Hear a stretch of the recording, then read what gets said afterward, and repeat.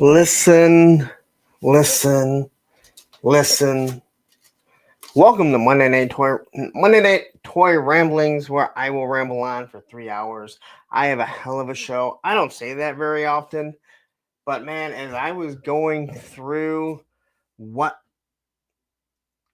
as I was going through everything from this year earlier today, wow, a lot's happened. Some good, some pretty shitty. Some stuff I've had to call people out on. And I know people will say, why would you bring this stuff up? But it's the year in review. So we're going to have to get into all the highlights. And maybe you guys remember some things that I don't. If you remember the first day of the year, we did predictions. And I went back and I looked at the predictions. I believe I made that live stream public again. A lot of the live streams are still set to private due to all the BS that I've had to go through recently that will obviously be talked about. That's pretty much okay. Now the dogs didn't come in and out as always. But yeah, we'll get into all that. There's not too much more to talk about other than a lot of G.I. Joe stuff. A lot of images, a lot of figures that we didn't know, none that we were expecting, and they dropped on a great day because I get to talk about them. And since I'm just a plain old Joe streamer, which has been pointed out to me numerous times, because clearly I talk about nothing else, well, that's what we'll discuss. Anyway, hope everyone had a wonderful weekend. I hope everyone had a wonderful Christmas. I hope they were able to get some things that they wanted, or maybe they didn't know that they want. I don't really care about getting anything, to be 100% honest. I buy everything that I want. Even if I ask for it, my ex, when she gets stuff from the kids, she'll be like, yeah, you know what, I'm not getting you that. Well, then why did you ask? But I sent her over a few things that I wanted, and she actually got them. They were related for this, but they weren't related with toys. I mean, in all honesty, you could easily probably just go and give me a BBTS gift card or something, and I'd be perfectly happy. Anyway, I hope everyone had a wonderful Christmas, like I said. I know we were on... What the hell were we on? Oh, Thursday with a friend. It's a really weird thing. These Battleground says, I was told this is not only just a Joe channel, but a post-COVID channel.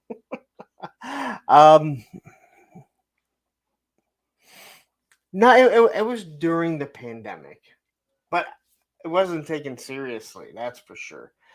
Actually, it would have been before this, because I was reviewing the Walmart exclusive Joes, the 4-inch figures. So anyway, I didn't put a lot out. I did put out the upper mech and the mech coil from Gridiron. Those videos there, please go check them out. And I feel like I'm getting mixed reviews on on some of the new Gridiron stuff, where they really were just knocking everything out of the park, and now people are just kind of looking at it like that's just a lot of it's just too much to be putting on a trouble bubble, and you lose your trouble bubble. Why not just make a whole mech? And that's not my opinion. I'm just saying I'm hearing a lot of people say stuff like that. So I think a lot of people just wish they would have just made a whole mech rather than having to use the trouble bubble, which costs $45. And I think each of those parts costs like $50. And then I should be having some a couple of the new figures, which seem to be... Amazon has moved up the date to the 24th of this month for the Saw Viper, Dial Tone, Xandar, and Leatherneck. Now, I've never ordered from AliExpress. I ordered from AliExpress, and I didn't realize that... I didn't understand when something said no box, they were actually shipping it without a box. That's bad on me. So I'll have to look at these. It makes me think that these might be the rip-offs, but I still have them coming in. I'm still trying to decide how I want to go about and do that. I've never ordered from AliExpress. So, but let's say hi to the chat really quick here. And oh, there's a lot of you guys. 55 people. Please hit that like button. And then, yeah, we have I Love Football here. We have Greg Archer, Lawrence, my man. Hoping all is well with you. Aaron the Toy Enhancer. We have Daredevil Dave, who Aaron the Toy Enhancer saved Daredevil Dave's life, if you didn't know that. Same time, Toys. Johnny Reno is here. We have Men. Who's Thanos Copter? We have Windblade. We have Sabir. Tripwire 788 has joined us. 3-star draw or Darren, whatever you want to call him. Todd C has joined the Punkathon. It's not a Punkathon. Punkamaniacs. You guys will find out soon from what that is. Derek Holloman, Viper Scout has joined us. Turk Murphy, Toy Solutions, GI Bro, who I just talked to today. And in February, he will be a guest on Thursday with a friend. That gives me about a month and a half to get my arms in some massive shape. We have Nolan, which now makes us ToyTube official. Payne's Toy Samples. My first moderator, Matthew Matson. Do not call him Matt because that is not his name. Boba Fett Gaming has joined us. See, now we start running all these same ones. We have Sean Jones, and then we have Wraith Mace, who will be my guest this Thursday. And so he kicks off the new year, January 2nd. As I've mentioned, he has a hell of a story. I mean, the guy just had brain surgery. Literally, he had brain surgery. Frank Dumania.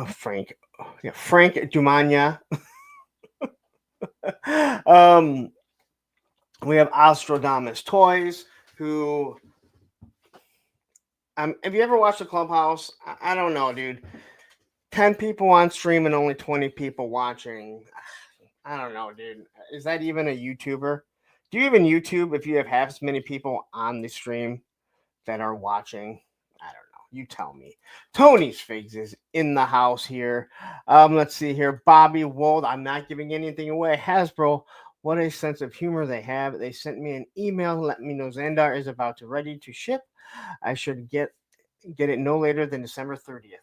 I got notification that the new Captain America, Brave New World, was going to ship, and that was about 3 weeks ago, and it hasn't yet. I can still cancel it, which means it's not even like they're not even processing it yet. Plastic Fantastics has joined us. We have a crusty old crow who at one time wanted to change his name. Bees Battleground, my nemesis, and if you don't know, well, go watch that. Go watch that Thursday with a friend. That's what it's there for. Darth Burke is here. Brick something, who got his sticker on my new skateboard because, well, it's actually not a new skateboard. I've been sitting around here for over a year, but I finally hooked it up. Son of a Crayon Slayer. Let's see. Is there anyone else I know? There's Jay Astro. There's so many. And I cannot believe there's that many of you guys that jump in here. 54 people. Please hit that like button as I'm scrolling down.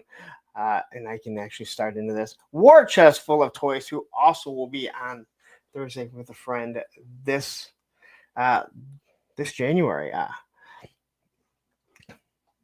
Did I say Gun Bunny Customs? I think I did. Legend series.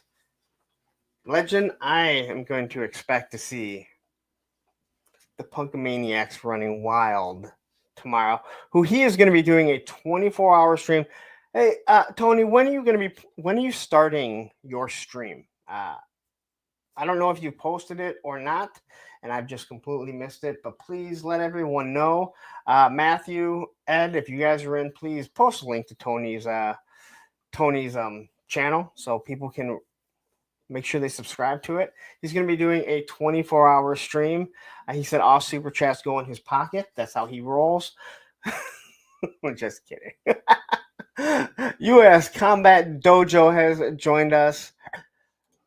We have the Shark 110. We have Action Figs, one of the other moderators. Did I say Todd C? Well, I'm going to say Todd C in case I missed it. Coco Smooth, the casual collector. I want all the good G.I. Joe news. You don't want to know all the other news of everything else that's happened throughout the year. There's been some pretty good stuff. There's been, we've had a hell of a year, man. And I say we because we're all involved. Carol has joined us.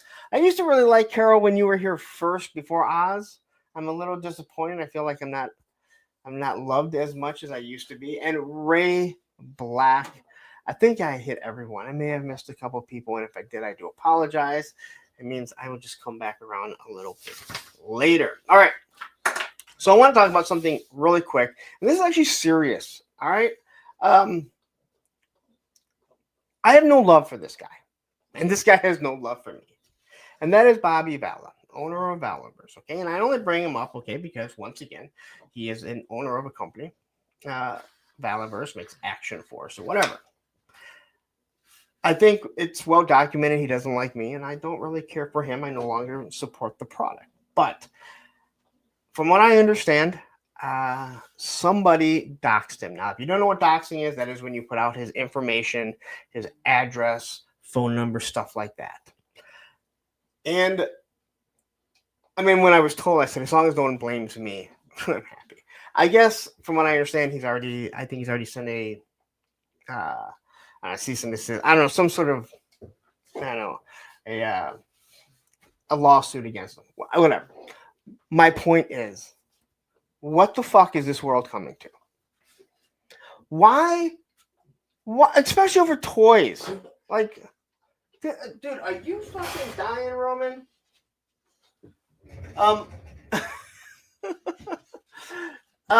This is over toys. All right. And again, there is no reason ever. Now, if I say there's no reason to give someone a false copyright strike, all right, there's definitely no reason to put someone's personal information out there on the internet. I mean, it can be found if someone really wants to, but I don't know what the hell people have come to. And it's not just in toys, but it definitely is. It definitely is a fucking problem, but I'm talking about this realm of toys. All right, I don't have to like someone to not do something awful to them. And that is awful. Tech, well, a lawsuit insane. I cannot say that I would blame him, that I blame him for doing that. Okay, I do not watch the show. It was someone had messaged me about it.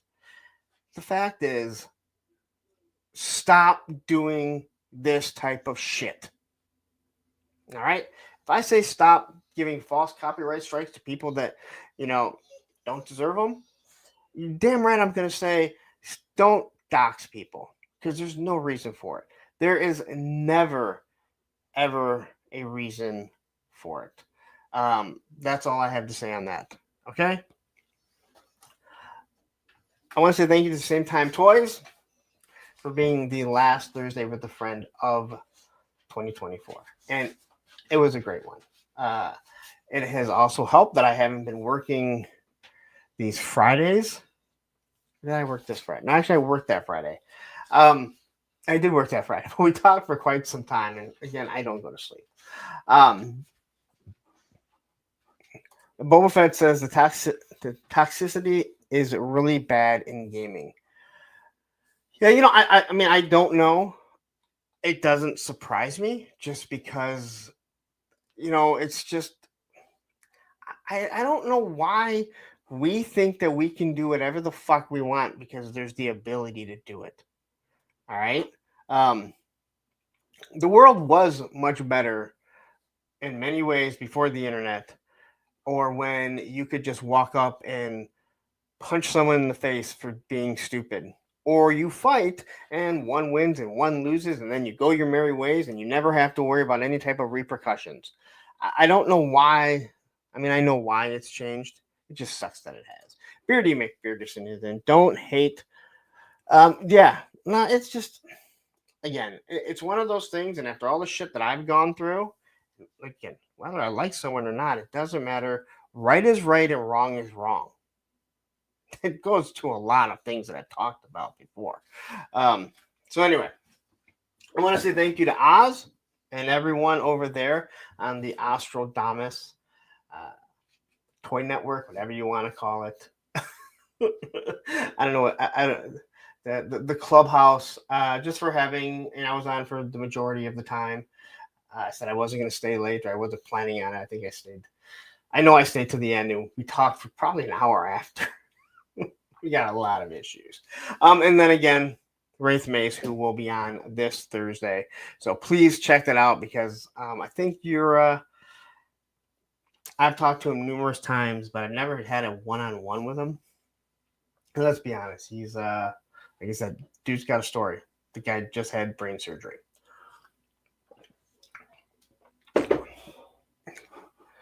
And Oz, thank you very much. Like again, I appreciate everything that you do. You bring a lot of people together. I know it's mostly like He-Man and Mythic Legions and Full Horseman stuff, and Tony and I can tolerate more. Tony's like, oh my god, that's all fucking Mythic Legions. Like, no, it's not that bad. It is. But it's cool. It's just cool because we have more than enough Joe shit to go around, right? Trust the Star Screamer is here.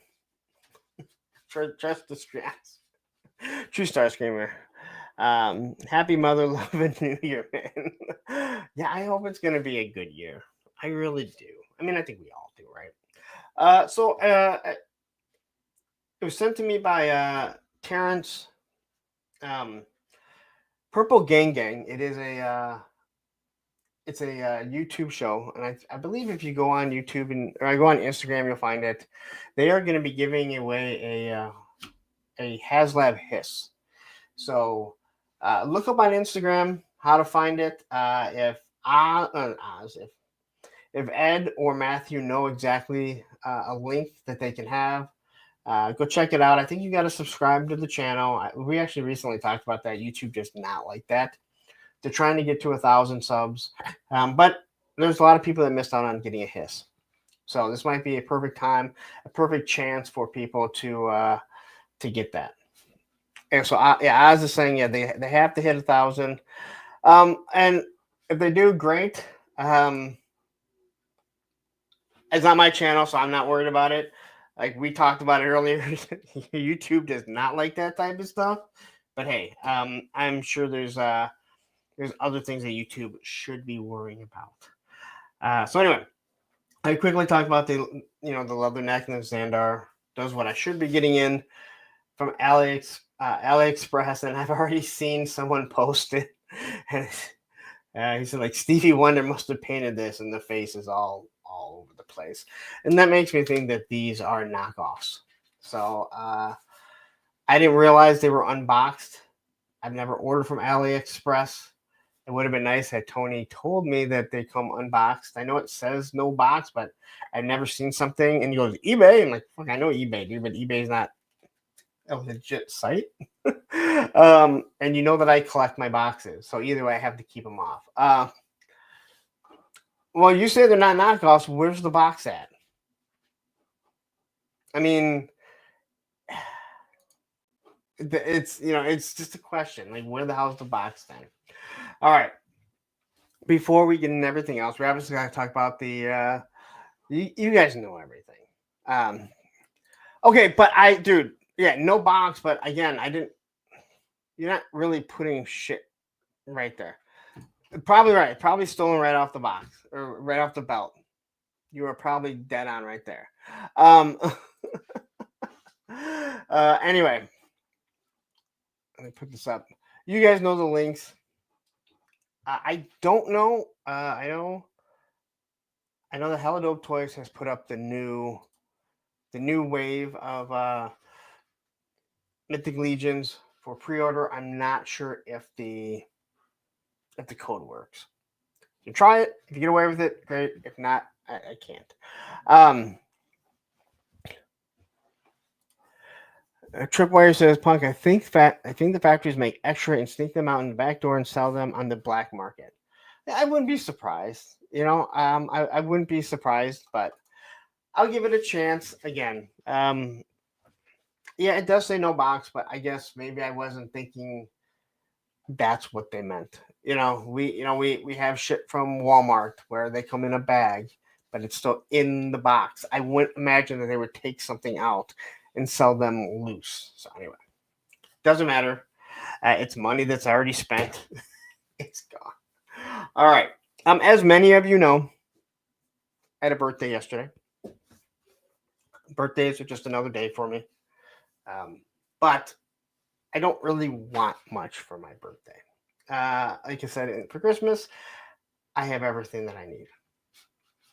But the one thing that I do get every single year is that my daughter makes me for my birthday and for Father's Day. She always makes me these cards, and I know Ed absolutely loves the cards. So I did put it on my Instagram. And whenever she makes the cards, they have something to do with what we're doing at the time.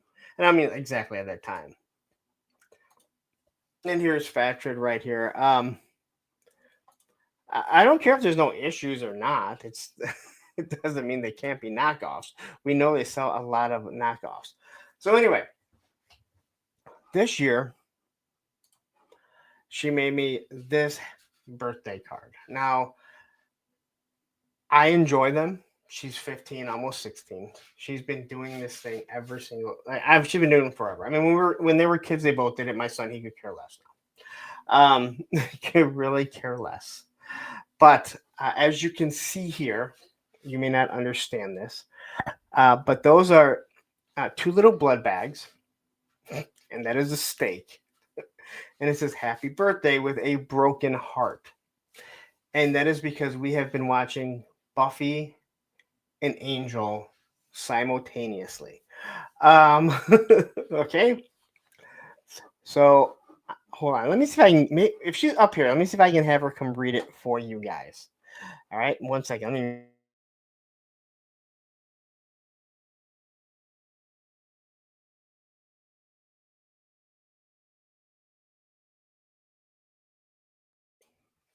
All right. We will see if she can read it for you. Read what? Your card. They can't read my handwriting? No, but I want you to read it in your voice. Wait, I can't read that. Let me pull it up on my phone. Okay, she's gonna pull it up on. You can't read. If I can read that, you can. I can't read it. Oh my gosh, she can't read her own handwriting. She doesn't know. I can't see it because it's like that. What about that one? That Where one's did bigger. you post it at? Oh, it's right there. Which account? You can't read that? Which account? Punk with Toys. Okay. Oh my gosh. God forbid I don't know. You're tagged in it. You're gonna read that little thing on the phone, but you can't read my computer. So I'm gonna let her read it for you in her voice. Happy birthday. How does it feel to be 1 year younger than mom? Stop it. He's ruining this. Happy birthday. How does it feel to be 1 year younger than mom now? Thank you for showing me Buffy and Angel so I could make this beautiful, amazing card because I wouldn't be able to make it if I didn't. Even though you fall asleep watching it, I enjoy watching it with you. Love you. 49, your favorite Olivia. She didn't put your favorite. I don't think you did. Did you? I did. Did you? You don't read. Oh, I cropped it out. Oh, you're so fake. Can Can we just go back to the front of it? Ed says, yes, I want birthday cards from Olivia. She's awesome. Oh, well. That's my moderator. Ed, you didn't say they were so amazing, beautiful before. So Okay, she's very upset that I posted it on Instagram and nobody commented on how good her card was. Go to the front one. Okay, let's talk about the blood bags. It's so smart because Buffy the Vampire Slayer or the Angel of Vampire, and they're in balloon form. Did you even notice that when you saw it? I don't know, but they're in balloon form. Okay, and then you have to watch the intro for the right side because that's the window that Angel busts through, and when you watch it without it being in the intro, it's so bad because there's no music in it. He doesn't like it. And then there's obviously a steak at the other side. And then there's purple on one side because that's how Buffy is on Disney Plus. And then blue on the other because of Angel. God, like I'm a genius. I am a genius. is what this is all circling to. You think I have a big ego, guys? Tony says, awesome card, Olivia. Thanks.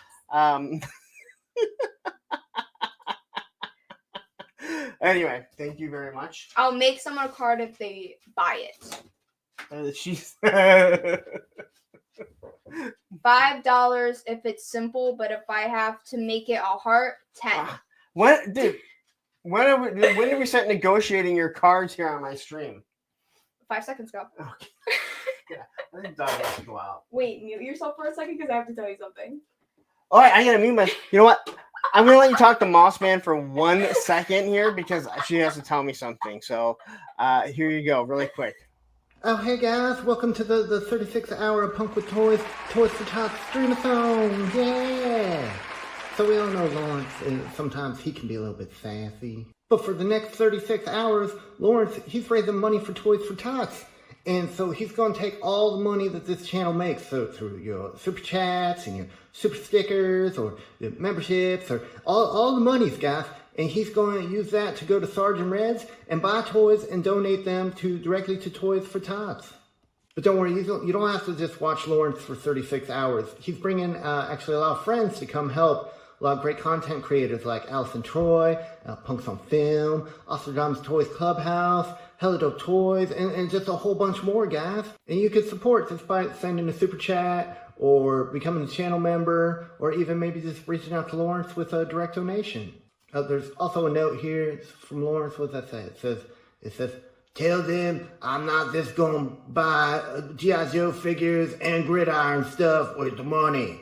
So we got 36 hours, guys. So let's go ahead and grab our favorite can of spicy barbecue Pringle chips and just sit back and enjoy all the amazing content. Okay. Well, yeah. My sons are in their late teens. They are known. Oh, bro, I'm a late teen. I don't know about that, actually. You know, you're mid-teen. You're literally What 15. is Buffy? Buffy the Vampire Bobby. Slayer. She's not happy about said that. Buffy the Vampire Slayer. And then she dates a vampire. Come on. And then Angel is her boyfriend, who is a... Daredevil is like that blind girl. Oh my gosh. Get out of here. Wait, how much for the little card? $5. Get out of here. We're not negotiating. Go let It's not a negotiation. It's an offer. All right, get out of here. You want to go outside? Let's go. No, I don't make them. I make them. I make them call me dad. That's the closest. They don't even call their mom. They usually refer to her as Susan. Pisses me off. Anyway, I'm glad you guys enjoyed that because I could probably do a whole year in review on times Olivia came in and just started bullshitting. Yeah, who wrote? Where was the?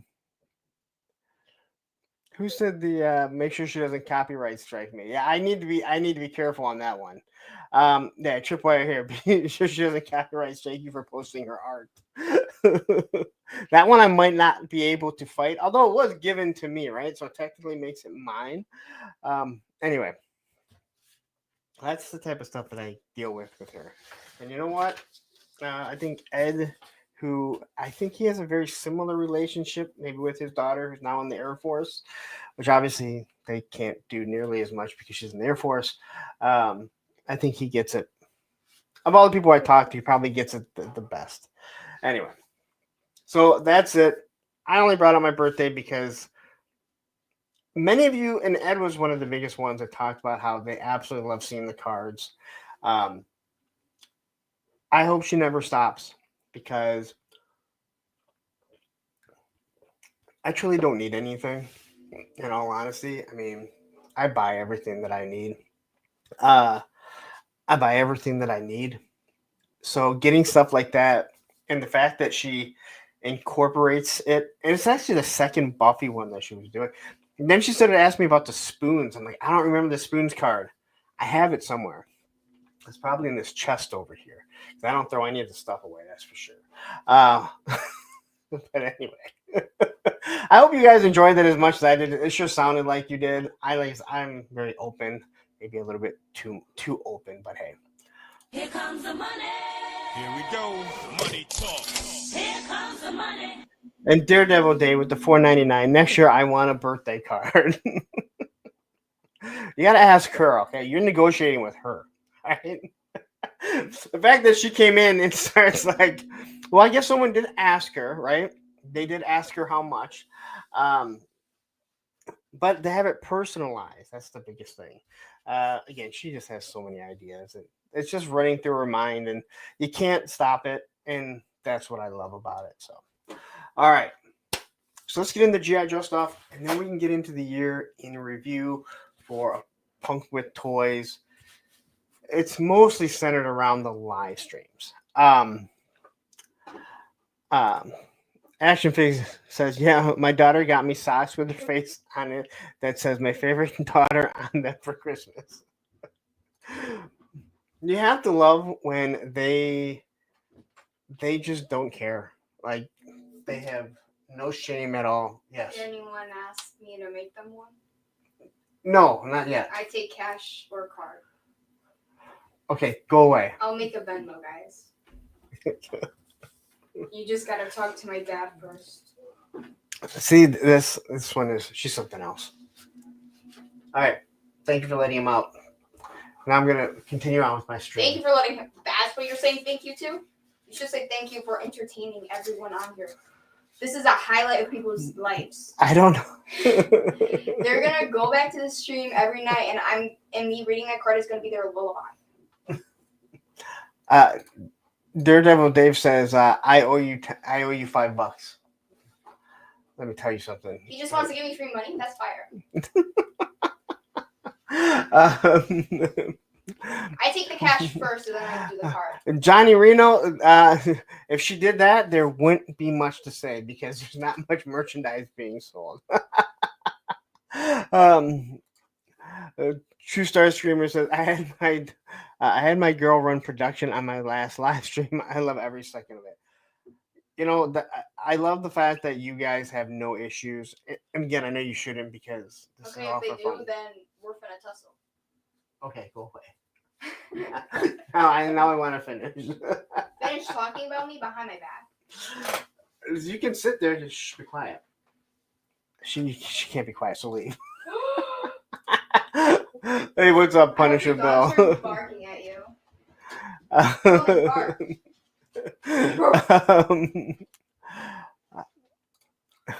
Clint says, at least Olivia will understand you missing your graduation because you have a live stream. Oh, we'll just live stream from there. How about that? Welcome to Only Cards. I don't think I want my 15-year-old even associated with that at all. Well, you know, I already am because of my initials. You want to tell them my initials? Olivia Franzera? What are my initials? Only fans. Okay, we didn't know that. And your name was still going to be Olivia, and I can't change my last name. It could have been Buff. BF. It could have been. Buffy. All right. Buffy. Oh my God. See, once you start, you can't stop her. All right. She's like that train rolling downhill. It just can't be stopped. What are you doing? Get out of here. We're supposed to look back. Well, I can see you here. Oh my goodness. Sorry. All right. So let's talk a little G.I. Joe.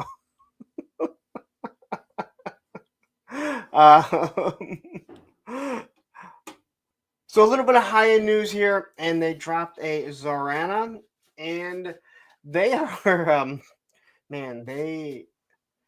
I feel bad for Lenny. Now, I know that when you create a design, you work for Hasbro, for any company, that design belongs to them. But the fact that they pretty much just give it over to Haya and let Haya make it, it's just kind of BS in my opinion. So here's the Zorana. I actually don't think this one looks half bad. They have a hard time getting face sculpts right.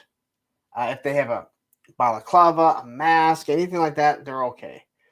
But when it comes to these, yeah, not so good. But I don't think Zorana looks bad. Yeah, these are 1/18. They're actually based on a 4.1 inch scale. I don't get. True Star Screamer says, legit, if your girl is like mine, here's what you need to do. Make her sit on her hands and try to talk. It will short circuit her brain. I don't know. um, yeah. Yeah, the email for dial tone. I think Tony actually said he got it for, I think he said Leatherneck too. He got one that I didn't get, but I got dial tone and Xandar. But Amazon will probably have them sooner. Also, they seem to be taking their time. Pulse, they're saying they're going to hit you, and then you're just kind of sitting there. So, anyway, if you need a 4-inch Zarana that looks just like the classified, here you go. I don't think it looks bad at all. The problem is that they don't sell these over here, and I'm not really sure why. That to me is probably the strangest thing that they've done, in my opinion, is why don't you allow everyone to have it? You're just going to sell it over to the Asian markets. Now we can obviously get it, and they're not awfully expensive, but I also don't think they're all that great. I think some of them look really good, but like I said, anything that has an actual face, not a mask or balaclava, just does not look. Fatrid, you can get them pretty much at the same price. You just have to pre-order them and kind of pay up front. But there's not Yojo. What's the other one? There's a Joe site. I'll send it to you. I can't think of it. It's a legit site because I've ordered stuff from them in the past. Small Joe's.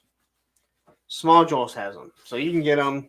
But again, you're going to pay like, I think, $25 or whatever they cost. So, yes, thank you, Small Joe's.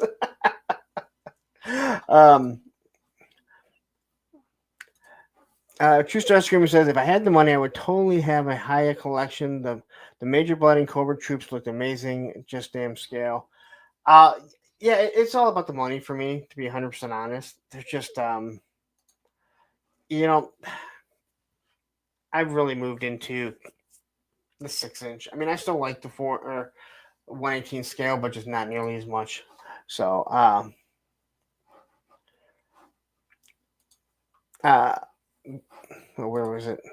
Killa here. Paul sent me 4. Is my order getting shipped, or am I waiting a year? Well, like I said, I was told about 3 weeks ago that new Captain America: Brave New World that was going to be shipping soon, and I'm still waiting. I can go cancel it right now. And I didn't realize Sergeant Reds actually got it. I don't know how I missed that, or else I would have run out and bought it already. Anyway, Zorana here. Again, decent looking figure. I think now you can kind of figure out where they're going to be going. Okay? What figures are going to be coming in the near future. I think you just have to watch Classified. Very few of them have veered off. Very few. So here's everything that she does come with. She even comes with the extra head sculpt. So like they're not even trying to hide that they're just remaking the Classified in 4-inch scale. All right. And then comes Torpedo. And I've always loved the Torpedo figure from when I was a kid to the Classified one. And I do think this looks good. But if you're on Instagram and you're not following Chaz the Guru, you need to go check out some of his memes about the size of these guns. That is the size of a Classified MP5, is it not? Like, how does that get by people? This one I can't even tell that it's not a Classified, other than it has shorter fins. I mean, I'm pretty sure they did the exact same picture in Classified. But that MP5, it looks like it's a fucking M60. Bobby Wolf says, can that toy line be next to Classified and maybe repaint the Zorana to look like a teenage Zanya? No, dude. It's just too small. It's way too small. and it's only 4 inches. I mean, so you can take any 4-inch figures and look at it. That's not going to fit at all. Unless you're like, you want a little child, like, no, I mean, even, I know this is a bad example, but you know, my 15-year-old's almost as tall as me. Look at this gun, like, this is like,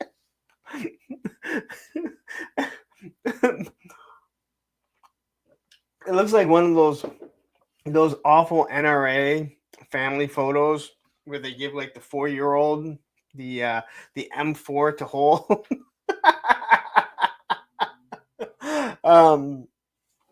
But man, it's so bad. Beast Battleground says, I gotta swap it with some Joy Toy.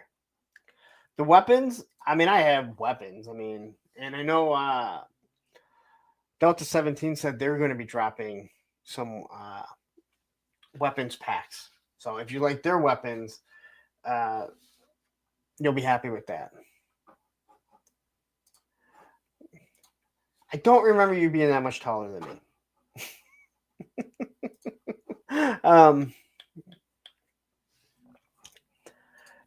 No, but you know, I understand what you're saying, Cap, but the other thing that you're kind of looking at is there's a lot of people that have 1/18 scale to begin with. And I have no problem mixing 4-inch figures, you know, with the 3.75. It doesn't bother me at all. You can mix and match those. You cannot mix and match a 7-inch figure and a 6-inch figure. But I don't have a problem with any of the 1/18 scale, even though obviously it's much taller. Their scale a little bit different. They fit with all the vehicles. So you don't have to have the whole line. There's a lot of people that just still have, like I do, just a huge collection of stuff. So, but anyway, no way this guy's holding that gun with one hand. Just not happening. So, but if you want the Haya, you can go get this. This was their next iteration, what they dropped. So, all right. So today, this dropped. If you haven't seen it, if you've been hiding under a rock, you're not on Instagram, then you totally missed this. And these were the first ones that I had seen. So I put the non-painted faces, non-painted figures all together on the first one. So here is the retro Televiper. And yes, it does look like he's going to come with 3 different head sculpts. It looks like the arms are different. They put a different overlay on them. So people can finally have it. And then here's a painted version. And I probably should have done a zoom, but these 2 extra heads have writing on the visors. Lenny talked about this, and he said it was going to be something that everyone's going to like because it's something that people remember, people have asked about. Also, if you are on the G.I. Joe Classified page, this will make that dude Jeremy really happy because he does not like his Televiper being black, even though they gave you a white one with the trouble bubble. So Jeremy, if you're watching, not Jeremy Kimberlin, not Jeremy Kimberlin, but Jeremy the racist from Jeremy the racist from the old G.I. Joe Classified community. You will be really happy to know that the retro-carded Televiper is only white. They don't give you the option to make him black, all right? That guy was so mad about that. But I have to say, I love the box figures, but I could see this. I could see these retro figures really hurting the boxed figures, just because these look so good. And I've been one that said I don't need the exact original of what I had before, but when I see it, man, War Chest Jeremy is going to love this figure. He probably not the moment he probably ordered some to begin with. Man, he probably ordered like 100 when he saw this drop today. And yes, Beardy McBeard said, Cobra Commander, we all know is racist, so no black televipers. Yeah, again, the sleeves had to be done, so they could just make a quick swap out for the face. So now, and again, you know what? We'll probably end up getting a different colored version of this. So here's the back of them. Again, this thing, now it reminds me, obviously, it looks like the O-ring, but if you remember the 4-inch, it wasn't the 4-inch, it was a more modern O-ring version of him where the head wasn't gigantic. That's really what this looks like. But I do love the paint on the backpack. I love the hose has a little bit of paint to it. And it'll be cool to have different head sculpts with the visors with the writing on it. And let's just be honest, some of us are going to be loaded with televipers, especially people that bought a lot of trouble bubbles. Here is Flint. Now, I know people have a problem with the original Flint. I don't understand why. I've never had a problem with him. I thought that face sculpt was absolutely awesome. But Chris McLeod did say this was going to be a completely new sculpt, and it is. You can see a shotgun, his pistol. Man, they're going to cram the Cobra Commander hands down everyone's throat because people whined and cried about not having extra hands. But here's Flint, and he looks like the O-ring figure. From Tony brought up the beret there. Well, yes, the higher version is rough. But as I mentioned, I feel like most of the faces for Haya look pretty damn rough. From my memory, this is how Flint's beret looked. It had this point to it on the original one. They gave him a very similar shotgun. If you remember, I don't know if it was a sawed off, but it didn't have a stock on it, and it was all in green. I'd have to look at the backpack, but I remember some of these backpacks having that canteen like that, so very similar. Tony did point out, and I know that B will appreciate this. The holster is strapped to his belt, so it won't just be a floating one. 3-star says this Flint looks so good. I like the first one, but damn.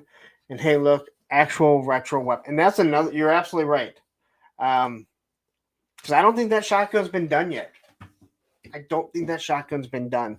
And I'm with you. I have no problem saying that I like both Fireflies. I can like both Flints, and I don't, the way I display my stuff, I don't just have like one figure. I have multiple figures in different scenes, so I don't have a problem with having two different types of Flints and stuff like that. So here's the back of them. Again, I think these ones are going to be a lot of fun to pull out the O-rings and compare them because, man, they are really, really just nailing it.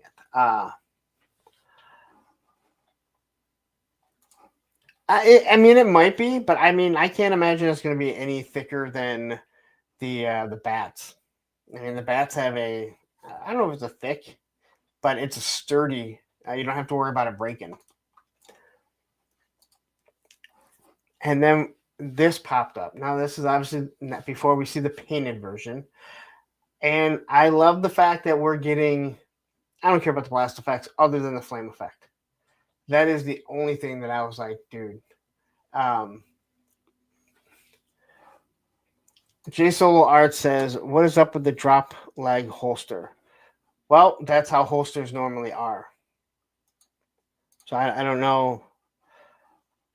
They don't float. And I know Bobby B has criticized it many times on many of his videos. And it makes sense. And to be honest, I don't mind a floating holster. I do mind when they constantly fall down. It drives me nuts. So, if this is a way to rectify it, I'm perfectly fine with it, as long as he can still do his Jean-Claude Van Damme. King Panther says, Retro Flint and CoverGirl are the two I want. This new Flint is also pinless. Oh yeah, this is all. It's not an all new mold.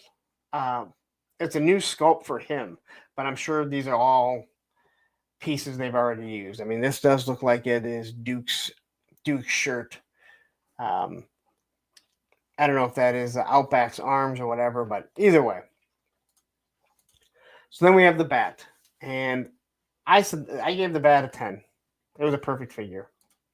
So you're gonna give me more? I don't care. And this thing is awesome. I just love looking at it. Shark Eyes Toy Reviews. If you didn't know, Shark Eyes is now, I believe he's a member of Toy News International, as every time he does a review, they put it up there. So it's good to have you here, Adam. All those retro leaks and nothing moving the needle for me at all. Give me new characters or give me death. Well, guess what? The retro cards are literally for non-new characters.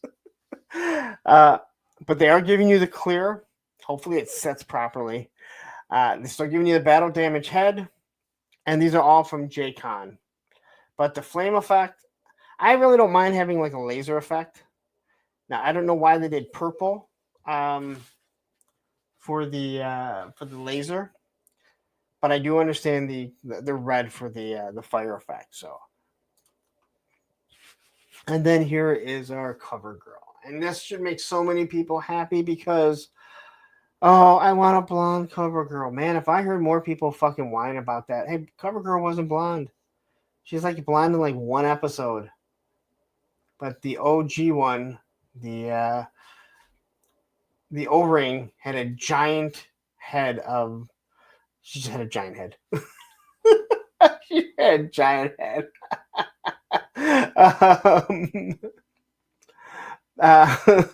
War chest. I'm not reading that. Yeah, I think a lot of people are. Now these are coming. We are going to be getting stands. All right, I know it makes people happy to get stands. I don't care. Allison says, "I want a blonde cover girl in the scale. Stop being a poop." Hey, I have no problem with having a blonde cover girl. I'm glad there's not just a repaint of the other one. But I got tired of people whining and crying about it. Anyway, here comes CoverGirl. She has a big smile on the long hair. She gets the laser rifle, which is from the cartoon, which makes sense because blonde CoverGirl was only in the cartoon, so she should have the laser rifle. Looks like she has the same pistol. And here comes the sledgehammer. And then we're going to have to reuse the sledgehammer, which tells me you're getting a toll booth eventually. Same with the wrench and a couple extra hands, which is good. I mean, it looks like she's using a lot of Lady J parts. So they're still using that buck for a lot of the stuff. At least the legs look like they're Lady J's. The chest and everything.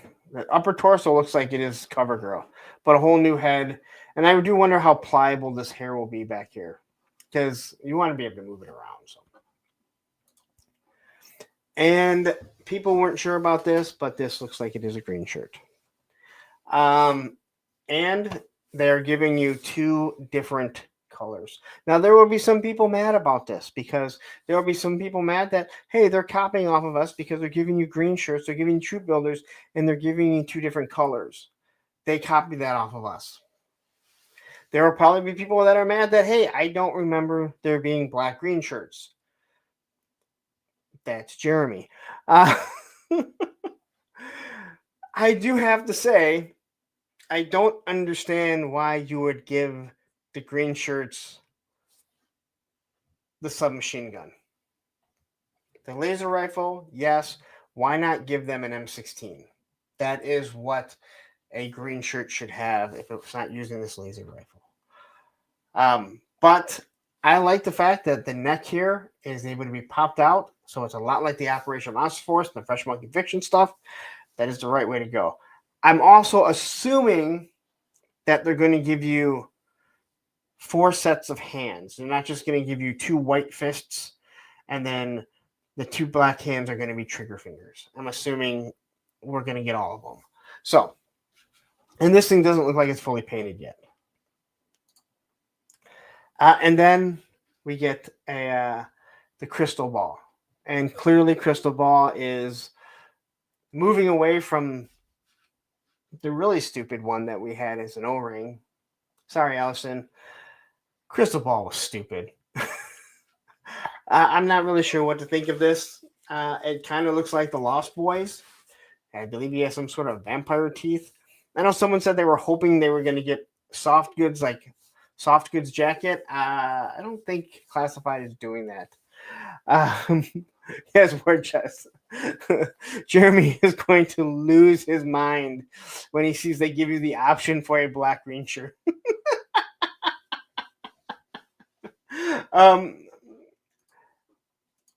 Johnny, I will hold my judgment until I see it fully painted. But I would say that I tend to agree with you more than not as of right now, just looking at this. True Star Screamer says, okay, they made Raptor cool. He was like number 2. But if they make Crystal Ball cool, that is a damn miracle. You know, they should do a 2-pack of Crystal Ball and Psych Out. Because both of those were awful figures. Right? Both of those were awful figures. And if you could make those into 2 good figures in a 2-pack, then you are winning. You are absolutely winning. So, but yeah. So far, even figures that I don't care for, they have found a way to make them look pretty good. Raptor, they completely redid that.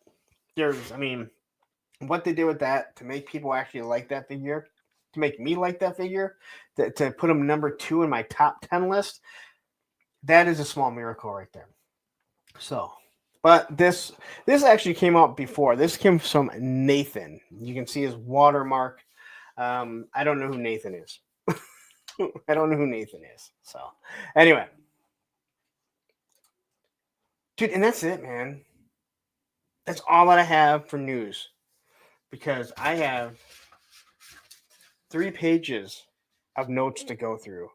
And then to get to maybe some predictions for this year. And here we have Siren jumping in. Good time to be a G.I. Joe fan. Yes, it is. Siren, I don't believe that I've seen you here before. Matthew will correct me if you have been. But thank you for joining in. It's always great to have new people tuning in here. I'll expect the text from Matthew in a couple seconds. All right. So I really want to go over the year in review. And this is kind of all the stuff that has happened. And not everything. Just some things. I went through the live streams, kind of went through each month and saw how things are going. I also went back and looked at the predictions for the year. I was pretty on most of the stuff. I'm just really good. What can I say? Darth Berkey says, I think Raptors' only miss is not having open wings for the bird. Yeah, the bird seemed like a throw-in. I'm not going to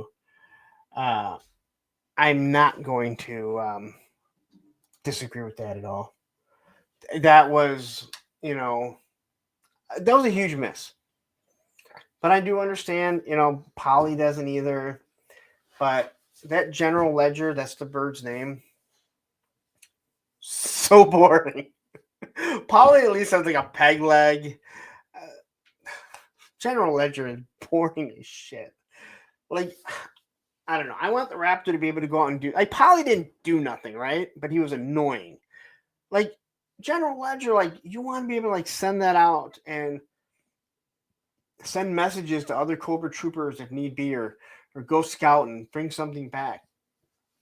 I'm with you. That was a huge miss. Bobby Wold says a lot of oddball characters like Big Bo and Raptor seem to be winners from 2024. I'm interested in seeing how Crystal Ball comes out. I'm with you. Big Bo was a figure I never had, and I thought he was really good. And he has nothing. He doesn't have a gun. I don't even think he has trigger fingers. Does he have trigger fingers? He has his punching hands. He's got to have trigger fingers, right? Then he has his gloves.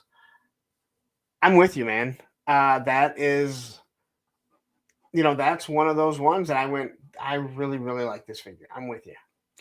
And we have Hockey Town Arcade. Sup, Punk, smash that like button. Thank you. Yes, please hit that like button for my birthday. Hit it for my birthday, if you want. If you don't. But I appreciate it. It tells YouTube, hey, we like this. Psych Out is by far the worst figure, maybe the O-ring guy, the Ozone guy. I don't know who the Ozone guy is. Psych Out's so bad. I mean, so bad.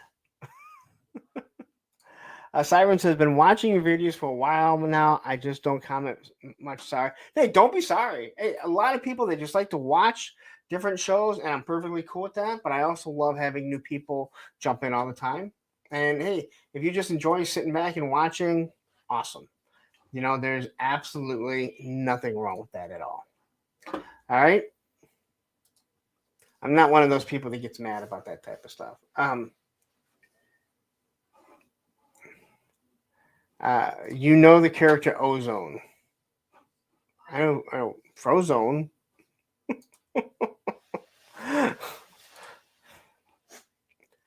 Why would you ever admit that?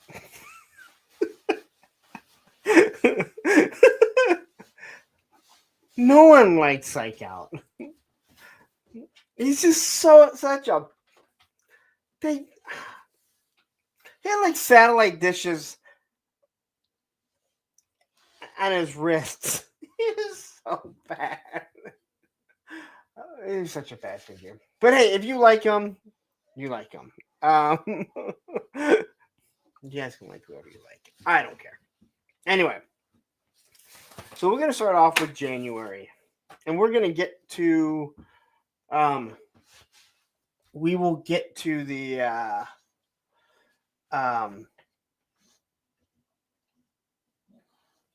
we'll get to the predictions at the end.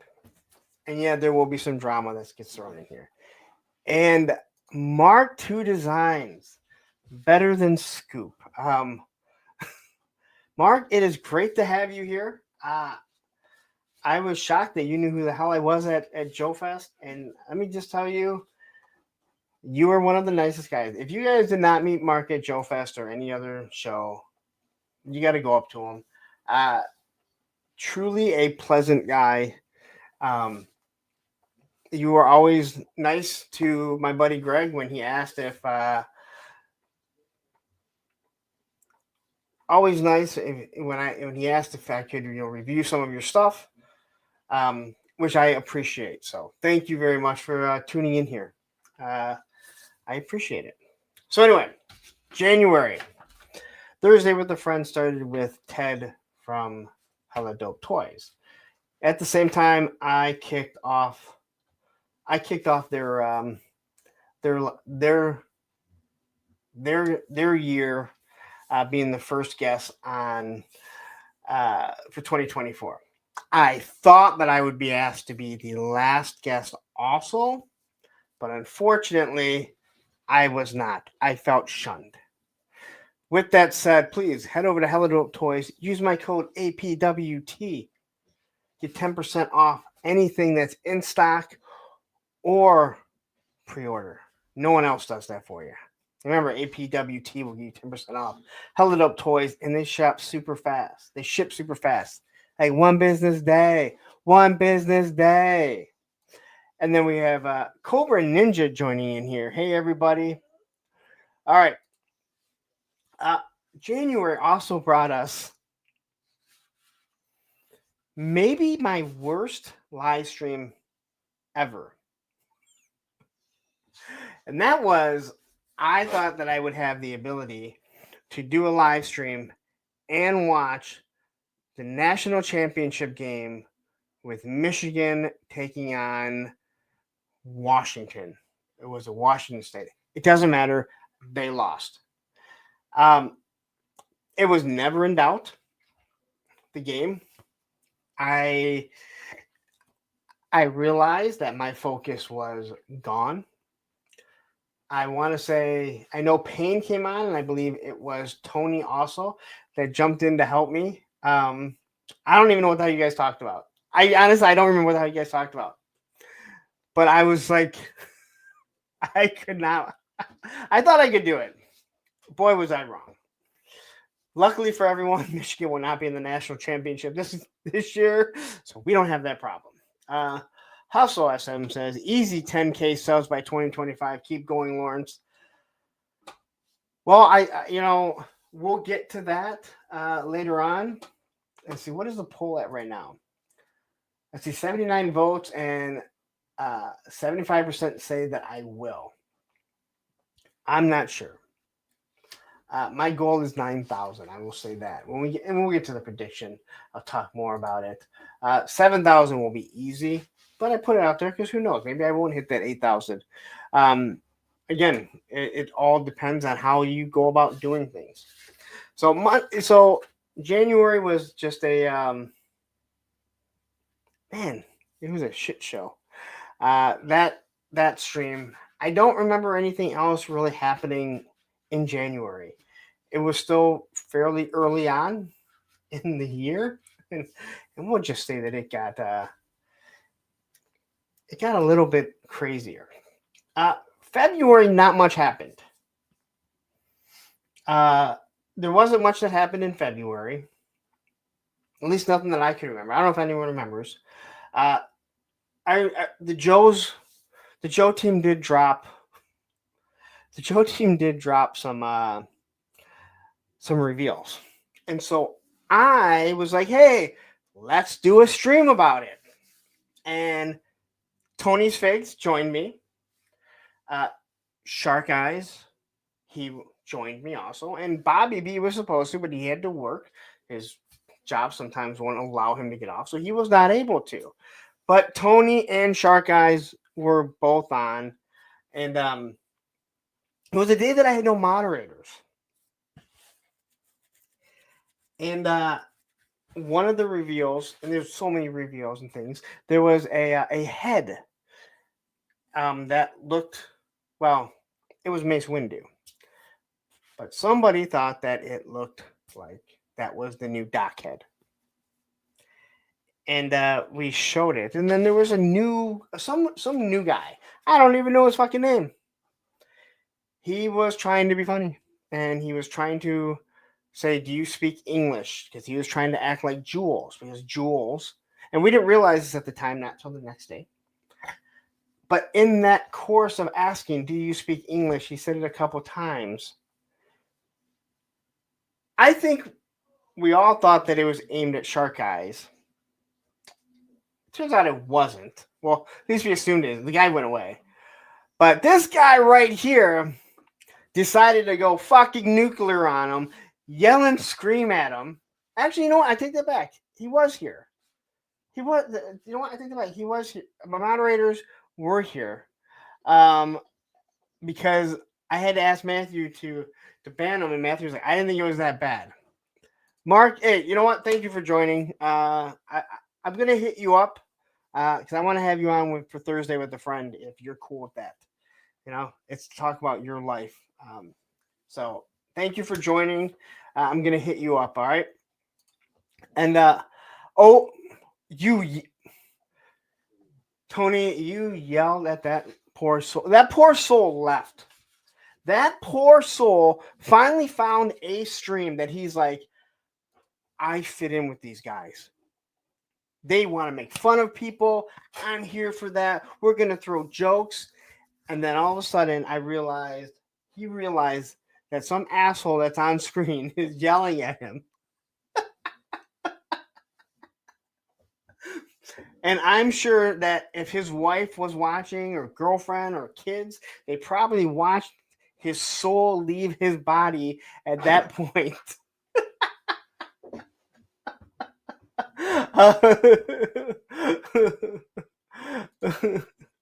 Yes, it should jump from nice guy to sideways quick in a hurry.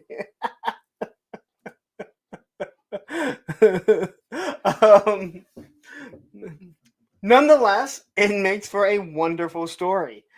Better than some of the stories that we'll get to later on during this recount of everything that happened over the year. Yes, do you speak English? Soon I will have all my lives going back up. I think that one is actually. I think I might have made that one viewable. I'm gonna start putting them back up. So, you did apologize, but I think that guy was long gone by the next day. And again, none of us realized what he was trying to do. It was some random. I don't want to say some random viewer, but it was a viewer that watched it on the replay that was like, "Hey, I'm pretty sure he was trying to quote Pulp Fiction because you had just showed off that Mace Windu head, who is Samuel L. Jackson, who also played Jules in Pulp Fiction." So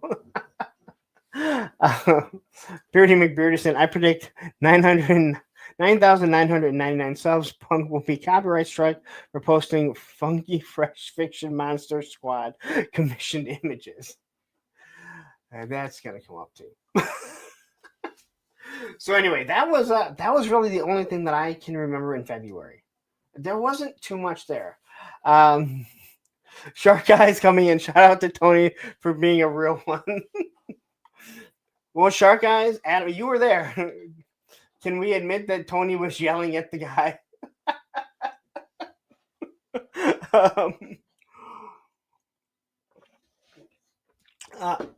Anyway, that was February. There wasn't much that happened. March, I don't even have anything. I mean, I'm sure other things happened, but there's nothing spectacular. There was nothing spectacular that I remember in March. I was just going through and looking at the live streams and different things like that. I'm not okay. Yeah, I'm not going through everyone that I had on in the month. I just started with the first one. I think there's only one other person that I mentioned, and you guys will figure out why when I do. March, there wasn't anything. Nothing that I can remember, nothing that stands out. April. This one, I'm proud of this. And that was putting YouTubers on notice. And I believe I had told Matthew already what I was doing. I don't remember if Ed. I don't think Ed was a moderator yet. But I believe that I had told Matthew what I was doing. And I did this whole putting YouTubers on notice. So everyone was waiting for me to start blasting YouTubers. And that's what I wanted. It was a true clickbait. But what I did and what I wanted to do was to talk about YouTubers that need to be put on notice, that you need to notice for what they're doing. And I had a whole list of them. I didn't go through them. I didn't write them down. I literally just kind of scrolled through stuff today. And I was really proud of that. I feel like, I know I've been called an individual channel, and I'm a me channel, and I and if that's how you feel, that's fine. I feel like I try and give back to the community as much as possible. I don't feel I need to be attached per se to anyone. And I also don't want people being attached to me when shit goes, when shit goes wrong. And as we can see, I am a target for a lot of people, and I'm okay with that. But I don't want friends of mine to be lumped into that. I don't want people to say, "Oh, he's part of Punk's crew." We already know there's different crews and there's different cliques and different groups like that. So I'm very proud. I went through many. I should probably go back and watch it because there's probably a shitload now that I probably said that I shouldn't have. Um, yeah, I'm a selfish, egotistical bastard. I agree. But I had a fun time. I had a fun time with that. And it was nice to hear. It was nice to get messages from people just saying how much they enjoyed it, or to hear like tuning into live streams and them talking about it, saying, we all were tuning in, waiting for him to just kind of blast people, because that's what you do in this community, right? You just fucking blast people, and I've done it. So again, I'm not without blame for doing that, but it was nice to hear people complimenting me for doing something like that. There are times that I do things that other people don't, and I have watched it. Now, this may come off as egotistical, but I've watched a lot of people want to copy some of the shit that I've done. And maybe it's not per se exactly, but there's people that all of a sudden they're using their dogs as like as a prop. Well, Roman was never a prop. He just happened to come upon being part of this. The same with the same way with my daughter. Like, she's never meant to be a prop. She just kind of become that commentary sometimes, or comedian. What is it? Comedic relief sometimes. But yeah, so that was just fun to do. Because I think that I'm a person. I've told Tony this. I don't need a pat on the back. There's a lot of guys that they need people to tell them that they're doing good. And I've never been one of those people. I'm going to continue to do what I do. I bust my ass for everything that I do. But it's nice to hear it. Like I said, it was nice to get messages, people sending me messages, talking about it. So it's nice for people to hear. And I think a lot of people do. We put a lot of time into this, to YouTube. I probably put in more than most people, just because as some people will tell you, I don't have a life. But everyone's putting time into it, so they like to hear that somebody is noticing. And again, I'm not a person that's going to sit there and act like, well, I didn't realize where I'm at. I smashed through 6,000 subs, legit subs, none being bought. No promotions being done. And I read the comments and I see what people say. So I know people do look to me. And so it's just nice to give back, even if it's something really small like that. And so, yes, this is me patting myself on the fucking back, but I also have to fill 3 hours of time. So I have to drag shit out. DJ 5-Ash, I compliment you on the way you blast people. Don't worry, some of that's coming up soon. Not Rachel comes in saying, "Be real. This show was Roman's idea." It was Roman's idea. We'd be outside because every time he hears it, he feels like he's got to run out there. Siren says, "That's the price you pay for honesty. That's one of the reasons why I watch." And thank you. And that means a lot. Like, when I hear people still say stuff like that, like, "Hey, you're one of the only people that I can watch, that give an honest opinion." It makes me feel good because, when I started changing to wanting to review, not just kind of compare, I would say that's what I did originally with the classified, is I was more or less comparing them. But I just want to give an honest opinion. And it has evolved to showing more. I continue to show off the articulation because not everyone is versed in it. They don't know. Believe it or not, there are more and more people coming in classified in the new G.I. Joe line that have no idea. They don't know about toys. So, But that was April. Not very much that happened. And if you guys remember something that happened throughout the channel or whatever, please chime in. And then May came. I think this May is going to be a little bit easier for me. But may the power of the force. And let me once again say thank you to every single one of you that participated in that. I want seriously thank you to every single one of you. But that was a frustrating time because you don't know if people were really going to do it. You wonder if people said they were going to do it. It all came about because of one YouTuber that whined and cried about hating to see people review old action figures. Why would you do something like that? And somehow, I think Allison said it. I don't fully remember. I don't fully remember how that actually came about. But yeah, it was fun. It was frustrating and worrisome because are we setting this all up and then we're going to look like fools? Allison says, it was me. I live for the spite of it. I know you do. Tony's Fake says, don't let this guy fool you. He has a good life. He's a great father to his kids, a great co-parent with his ex, and he's always there to lend you his ear. I'm not going to disagree with any of that. You know, in all honesty, like, and thank you very much, Tony. I mean, that means a lot. Again, I talked to you more than probably anyone. I probably talked to Tony more than anyone in my life. Maybe my boss a little bit more. So yeah, that actually means a lot. But the power of the force, I plan on doing it again this year. I hope Allison is going to be part of it.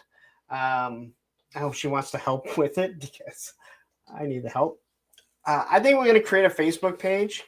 That's how they do the Cobra Convergence. And I think it's actually easier to get people to see everything that's going on. And it's easy to make a Facebook page. I think that's what we're going to do. But I have to decide what we're going to review. And I'm starting to think maybe episode 1 figures. You know, right after the power of the force. So, Chaz the Guru jumping in here. I hope you stretched before the stream to prep for all the self back padding tonight. I did. Hey, I talked about your meme and the high weapons that are just way too big. Dominic Johnson jumping in here. Hey, enjoy your show. Can you give a brief summary of what happened with Shark News? Why have his channels come and gone and are back? What is going on? Thanks, man. Oh, this is a year in review. Don't worry. We're going to get to that asshole. All right. You guys don't need to worry about that. I'm not saying you guys. You don't need to worry. I will address that because that has been a huge part of this channel, unfortunately. And yes, I will definitely address that. So Power of the Force, we had, I think we had 29 people that did it, 31 days. A couple people bailed. I won't mention the name, speaking moistly, and my moderator, Matthew Matson. Oh, I said I wasn't going to say the name, and I did. But Aaron the Toy Enhancer, I think, did 2. The whole point of doing that was, hey, these figures are $5. And then Aaron goes ahead and buys like an army of figures. Wraith Mace orders a fucking Rancor live on Punk's Pin to do, and I loved it. It was just so much fun once it hit. So I loved it, and it was great. And then quickly, Here comes the money. Here we go. Money talk. Here comes the money. Dominic Johnson with a $1 super chat. Thank you very a super sticker. Again, I don't know why there's super stickers and super chats, but thank you very much. Definitely appreciated. Goes right back into the channel is how it should. Also for May, a Thursday with a friend, I had Ed from Joe Fest on. And I learned a lot. I learned a lot behind the scenes where him and I talked. I learned a lot about the convention. I learned a lot about specific people that are no longer there and the reasons why they're there. It was a real interesting talk. I'd never talked to him before. I met him at Joe Fest, and he seems like a nice guy, but I didn't really get to talk to him too much because he was all over the place because, as you might imagine, he is running a convention. And Joe Fest was an absolute fucking blast. So I had a great time with him, and again, I got to learn a lot. I've spoken on a lot of the stuff that that I was told, and usually when I'm speaking on it, I'm talking with somebody who also has they also have spoken to him and heard the exact same things that the exact same things. So that was the only other Thursday with a friend I think I'm going to talk about. But May also brought one more thing. May brought, and I don't remember if there's anything else, but May brought this. I really don't do this, but you have been really good in here. Shoot on over there. What the hell was that? Was there like a bobcat attacking someone, or what the hell was that noise? Jesus Christ, what was that? It sounded like a bobcat attacking. I normally don't do this, especially to someone who just jumped in, but he's been so good. Go check out his YouTube channel and give him a subscribe. Yes. Yeah, dude, his videos are actually pretty cool. I like his videos. He's asking questions back to the community to get them to kind of guide where he wants to go with what he wants to review and stuff. He's been making some good videos. Okay, yeah. What was the noise? What was the fucking noise? Because that sounds nobody's gonna fess up. What was that? I think it was usual Mike. He's the only one that has little people running around him. He's the only one with people around him. He looked a little suspicious. I didn't see nothing. That sounded like a bobcat outside my house does. He might just always look suspicious now that I'm looking at him a little. We don't have bobcats. All right, so if anyone doesn't know, sometimes when Ostradamus is not feeling well, out of town, he would ask one of us to take over the clubhouse on Saturday. And so I took it over, and you could see some of the people that were in there. And during it, out of nowhere, we hear this bobcat. At least that's what and I was just so happy that other people had heard it too. But what made it best was obviously Matthew confirming that I wasn't crazy. But Ed's, okay, what was the noise? What was the fucking noise? Like, he's so aggravated that we're trying to move on. And it turns out that what the noise was usual Mike's son making some noise playing video games. Now, I have to say this. I was watching it today, trying to make sure that was the right stream because I've hosted for Oz a few times. There are a few other noises in there that we didn't address. That one noise, my daughter went, "What was that?" And I'm like, I have no idea. But this is the stream for it. Let's see. A toy kind of mood jumping in air. Heavy Duty just landed in the U.S. according to Yak Face. Happy belated birthday and New Year, Punk. Thank you very much. And then Jeff Butler with the big thumbs up. Don't just give a thumbs up. Make sure you hit that smash that like button. It helps out tremendously. That was awesome. That again, when shit like that happens, wow. You just never know what's going to happen on a live stream. I mean, how you just watched Olivia come in here for what, 15 minutes doing her thing. And I know I can't speak for everyone. I'm a one-man show here, so I don't really turn it off and let someone else speak for a little bit.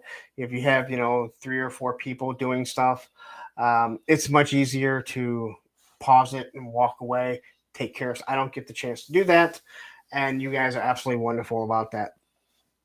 So you never know what's going to happen on a stream. That was something Wow, I don't even know what to say.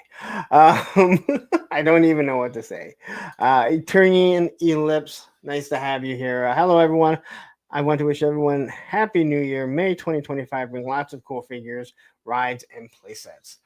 And not too many because, money, space. Space is more of an issue than anything. Do you need to go outside? Can you go see one of the kids? She shut the door all the way. I know. She shut the door. Hold on. I gotta yell for a child.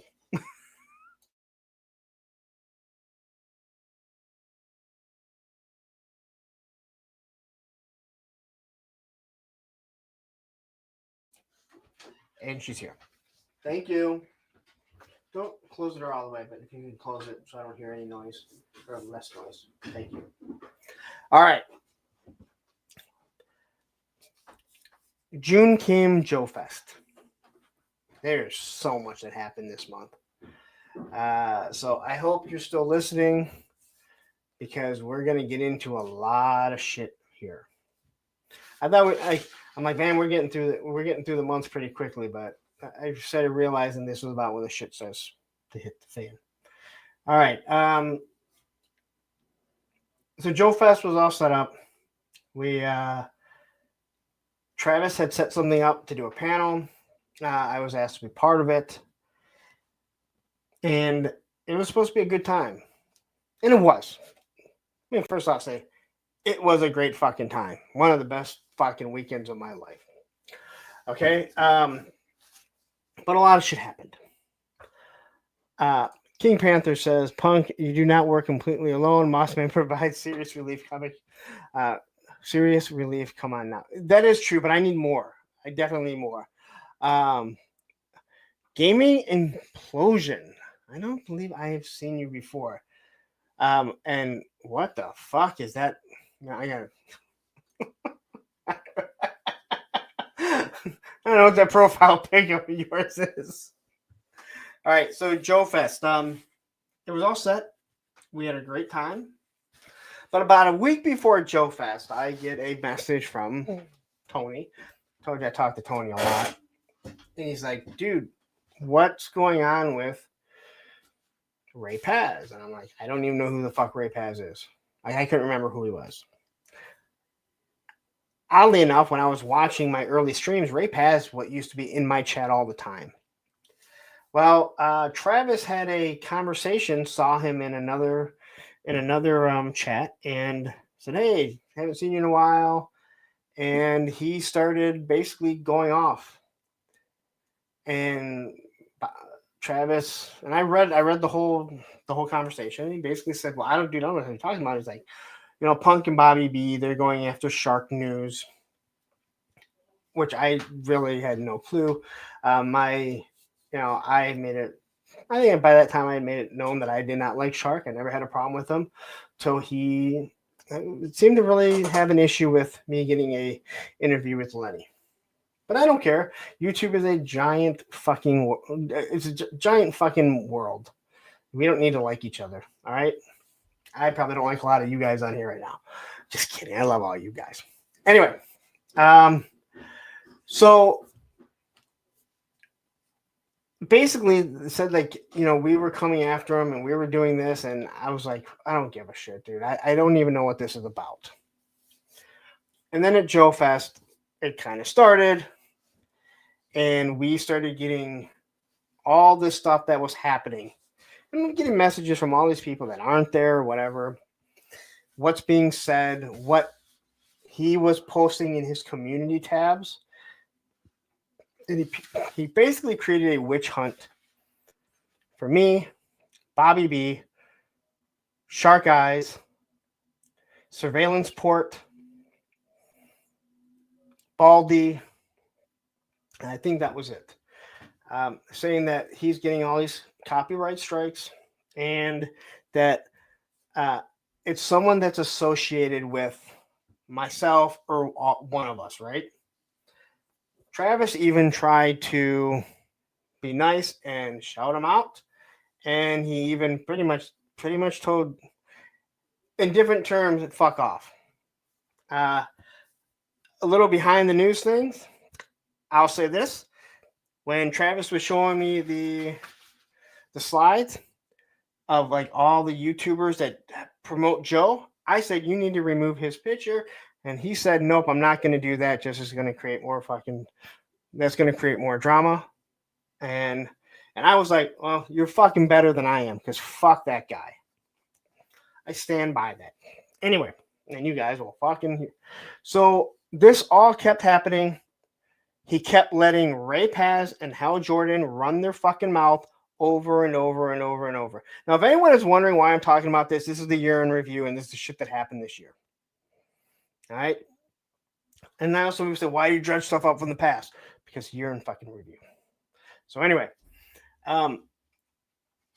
it turned out that I don't believe that these were real copyright strikes.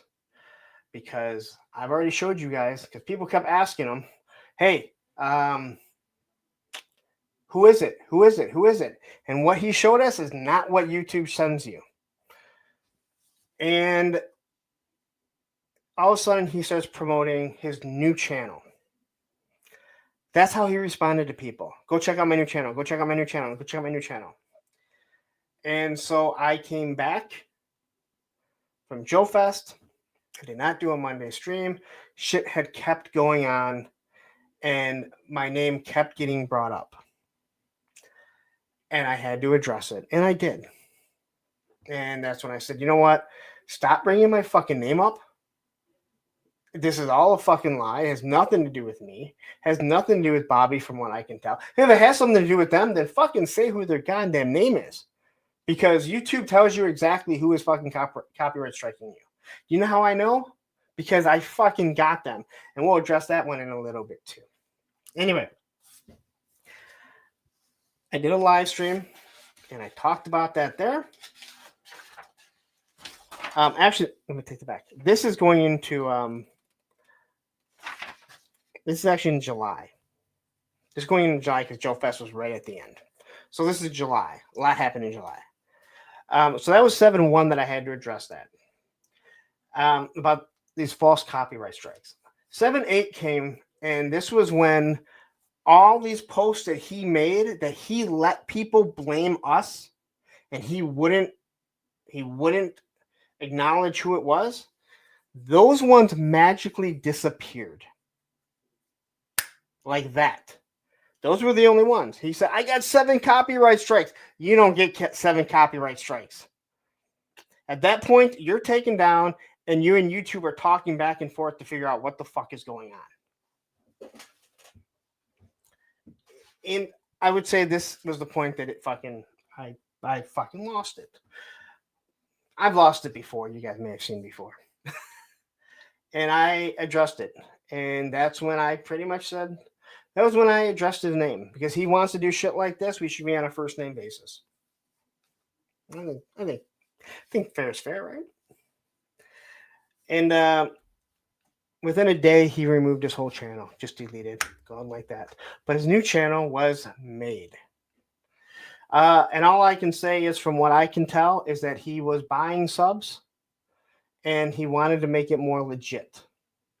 But for some odd reason, he felt that the drama that everyone had with Viper Island, which didn't affect him because Viper Island didn't give 2 shits about him. He had to drum up the drama. He saw this. He got guys like Toy Connections and Toy Habits and Mega J to side with him when they didn't even know what was going on. And when he deleted those posts, I had to address it because now he deleted only the post that talked bad about us while shifting over his new thing. And then after I called him out, within a day, he had removed his channel. That was the first time he removed his channel. That's July. So that's how the whole shark thing had started. He started a new channel. I went, all right, I don't care. It does not affect me.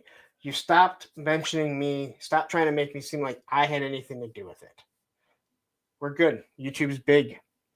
People can like both their channels. People cannot like my channel and like his. People can like his and not mine. People cannot like neither one. I don't really give a shit. Doesn't matter. That was how July started.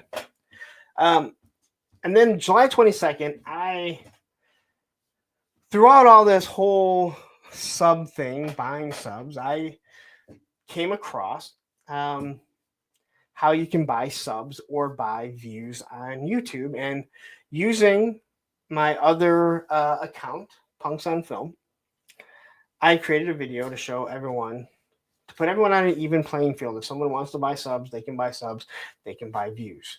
It is very common now. There are a lot of guys doing it. Now people can just buy these views and it will jump up their subs, or they can buy subs. They're paying YouTube. YouTube allows you to do it. So I guess it's fair. And that's something that I want to do. I don't think it helps what we do here. But if it's something you want to do, you want to grow your channel that way, you're more than welcome to. I have a video. Go watch it because, hey, awesome. I'll make money off that. Let's say hi to Mr. Wonderful really quickly here. Machine Man says Mega J never went back and corrected. Kind of disappointed. I don't even know if Mega J really realized what he was doing. I'm not trying to defend him or anything like that. I don't know if he even realized what the hell was going on. But I remember that because I actually chimed in from Aaron the Toy Enhancer's house at like 2 a.m. because I saw them and they were like, "Hey, do you want to come on right now?" And I looked at what the topic was and I'm like, "Oh no, I'm not the right person," because they didn't know what was going on. Chaz the Guru says Punk is so hardcore he won't even buy subs for lunch. And DJ, I want to say thank you. I haven't seen you around in a while. I notice when some people are gone. So it's great to have you back here. Great to see you in the chat. So I created that and it worked. I think I gained by spending $20. I think we gained like 400 or 500 subs with a $20. That's how easily you can do it. I mean, it's that simple. No one really commented. No one really. Well, there were no comments. There was just an uptick in views and subs. But again, it's there for everyone. Go watch the video. That's how I make money, or that's how I try and grow my channel, by doing shit like that. And then in July, from what I can understand, the HasLab went up. The HasLab got pushed back to San Diego Comic-Con because because of the mess up by Lucasfilm, basically preventing the Star Wars HasLab to come out. So they pushed it back. So it seemed like it was they pushed it back to say, "Oh, hey, we're giving you the San Diego Comic-Con HasLab spot. That's the one that everyone, I guess, wants." That it wasn't supposed to be like that. All right, and then Tony's Figs, a member for 15 months, and Matthew Matson, a member for 16 months. So you know what? You know what you get for that, right? If I can find it. Welcome to the creamery. Welcome to the creamery. All right.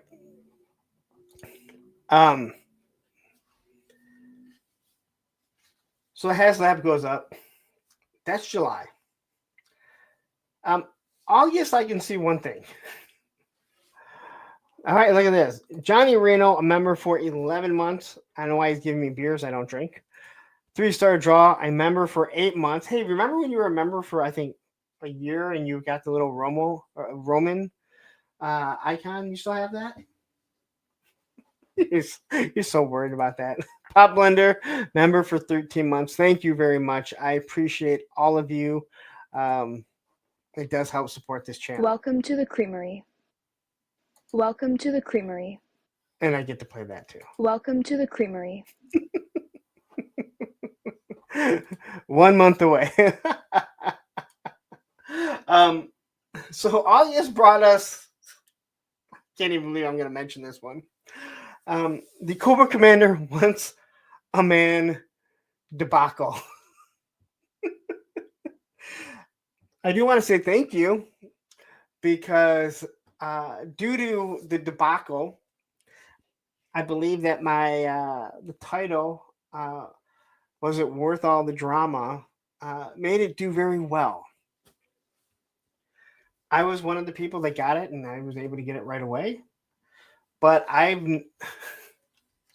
we made fun of some other companies that have issues when stuff goes live. And if I do that with theirs, I mean, I got to do it, with, the company that makes the brand that I love the most, which is Hasbro. How they were able to fuck that up so bad.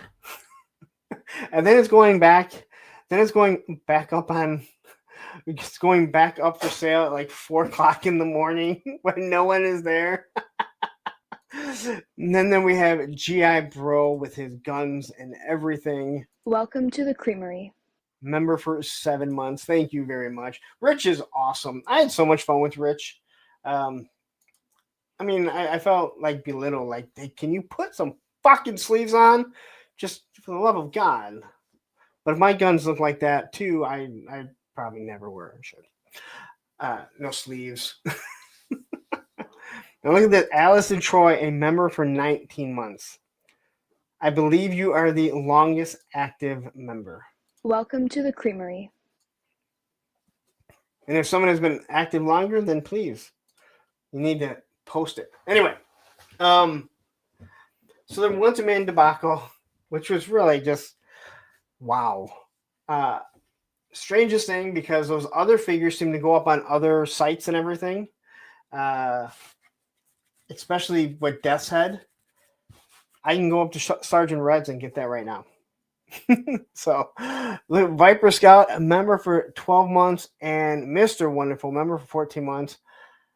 I've been in here for 14. Here you go. Welcome to the creamery. Fatred, I'm just going to play it because I can see it coming up. creamery. Fatrid, member for 10 months. I'm just happy we saw some 118 tonight. Hey, if they show 118 stuff, I will be more than happy to show it. And Brick Something been a member for 10 months. Nolan, a member for 14 months. Good. You guys are getting a lot Welcome to the creamery. That's a lot of Olivia's voice in one show. Beardy McBeardison says, I just opened my Once a Man. I had the box on the shelf like a book, and the cover beveled. Okay. It's already been a long time. You know when people say like, hey, I cannot do a show all alone for 3 hours? It's because it's fucking hard. Anyway. So the September, we got the HasLab countdown for the Rattler. It seems like most of these HasLabs end. Most of these HasLabs end on a Monday, so it really works out really good for me. Although sometimes it kind of sucks because then other people want to go live, and you lose viewers because people want to watch the other shows that aren't supposed to be on that day. But it's all good.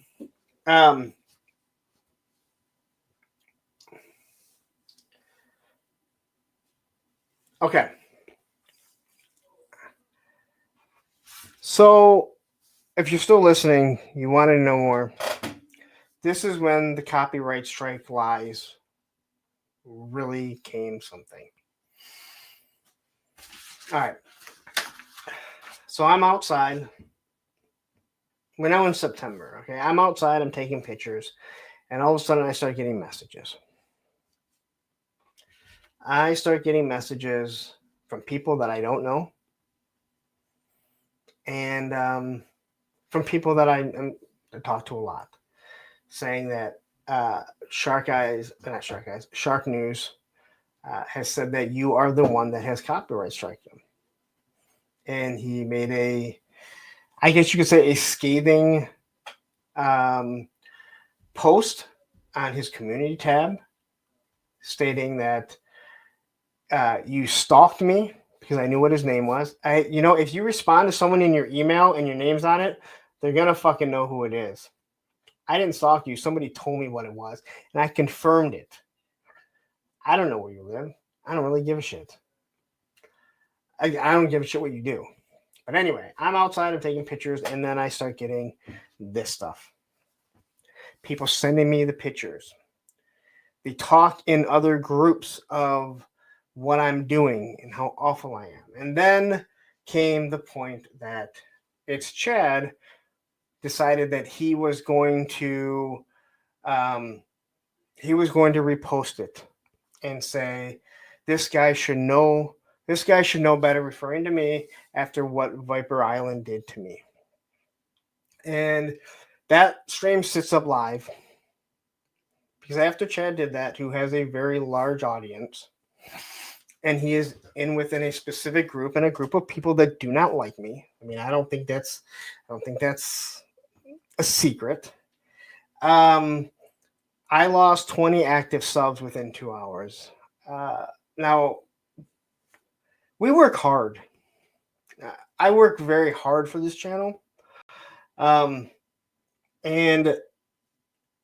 within 2 hours losing that, this was Sunday in the middle of the day. I had to make the decision. Was I going to wait till Monday to address this or go live? Had I waited, I probably would have lost about 200 active subs because I had people messaging me that I didn't know. I had people commenting on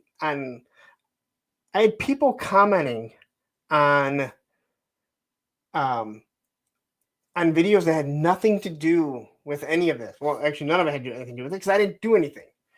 Stating, if you don't stop doing this to Shark, I'm done with you. I'm not, people were unsubscribing, obviously.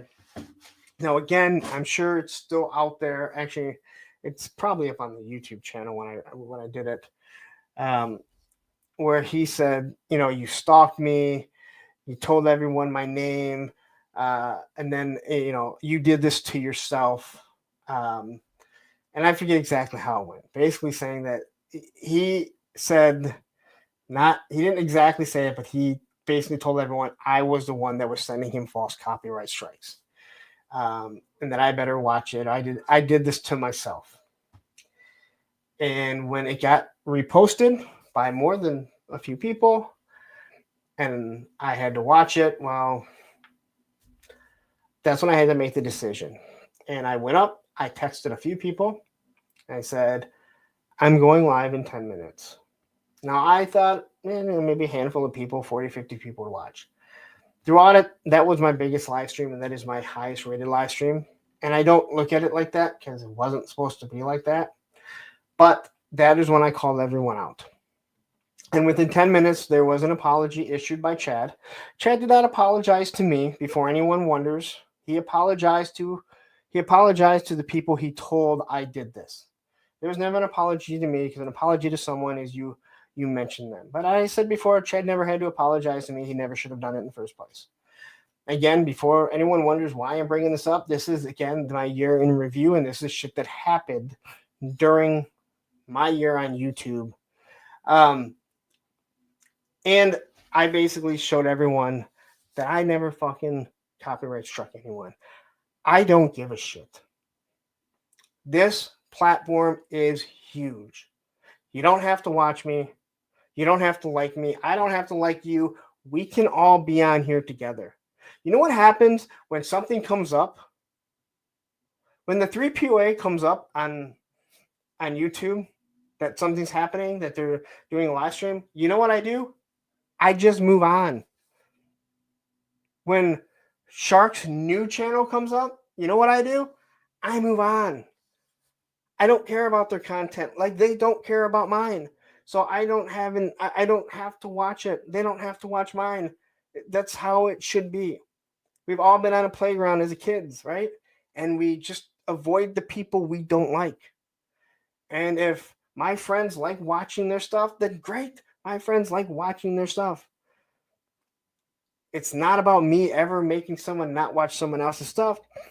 It is about me making you watch my stuff. So that's all that I'm ever trying to do. But that shit happened. I called them out. I showed him and everyone else. And at the beginning of that stream, most of the people, not a lot of the people in there, they were there to fucking attack me and bash me. But as soon as I opened up that fucking YouTube studio, which no one else does, I'm just going to say that. I can tell you right now, there are some people that if I said, hey, motherfucker, you're buying subs, let's open up your YouTube fucking studio and see, there's no way in hell they would fucking do it. I opened it up and I showed everyone. To say that I was mad would be the understatement. Everyone watched it. I leave that live stream up there. It is there for a reason, so people can go watch it. All right. So, within hours, his YouTube channel was down again. This is his second one, the one that he made at Joe Fest. Not only did that go down, he removed his Instagram. Now, let me explain something to you guys. I don't think I need to, but if you lose your YouTube channel for whatever reason, it doesn't mean your Instagram goes away. So by deleting both, and the fact that this happened now twice within months, yeah, you told everyone. And again, if people want to watch his stuff, go ahead. I don't understand it. He's proven to me and everyone else that he's a lying piece of shit. Again, you're in review, so I got to talk about it. That Monday, I had to address some other people. Some other people that wanted to. There was two people. I don't know who they are. They implied that I am a PDF file. Put that together, and you'll figure out exactly. There's very few things in this world that I think are more disgusting than that. And if you thought I was ever going to fucking stand for that shit, you fucking got another thing coming. And that pretty much ended that. Because, like I said, I'm just here to do my own thing. But I also will point out things that are going on. If you're doing stuff on YouTube, if you're doing stuff on social media, you cannot be mad when somebody mentions you, when someone calls you out for something that is wrong. If anyone wants to call me out or talk about me or something that I said because of something I said on Instagram, something that I said on YouTube, they are more than welcome to. I do it and I put it all out there. And when I'm wrong, I will rightly admit that I am wrong. It's happened many times. All right. And that's where, it has kind of ended, but not completely. Greg Archer says, I apologize and came back before you even started. And, and I appreciate that. And I appreciate that people were able to see. Again, not everyone knows what's going on. I mean, no one should. What you see is here, right? Other people know me very well because we talk all the time, but not everyone does, right? But I can tell you, and I'm sure anyone can attest to it that met me, I am what you see. Like, maybe I'm a little more animated at times. I don't even know if that's always true. But I am who I say I am. And I say this all the time. I don't have skeletons in my closet. So I have nothing to hide. I tell people all the time, do not say anything in Punk's Pit. I know that is channel members only. Do not say anything in that you want people to say or you wouldn't say out in the open, because anyone can screenshot that or screen record that and post it. Don't say anything in a chat or a private message to somebody that you wouldn't say, because we've already seen people love to screenshot shit and fucking throw it out there. Well, go ahead. I can tell you right now, there are some of these YouTubers, and you may like them, and I don't care, but you can, that if I could go and screenshot some of the stuff, conversations we've had and things that they've said to me, your fucking opinion would change. That's not my place to do. You know? Because you have a private conversation. Hey, I said things about people that, you know, if someone said, hey, I heard you said this about me to so-and-so, I'm going to tell you, yeah, I did, you know? But there's also a reason why you say things behind closed doors, because you don't want to hurt people's feelings because you may like someone. Travis says, I'd say you're a little more laid back in person, but you're not a phony or different character here. No, well, that's what I'm saying. I mean, that's what I'm saying. I'm a little bit more animated, but I'm here alone. It's just how I am. But you get me going. I think there's a few times at Joe Fest, if you got me going, you actually saw how I could be. But that's kind of where that ended. And again, if anyone's tuning in, they're watching, they're like, what the fuck? Why is this being brought up? Year in review. Right? That's my year in review.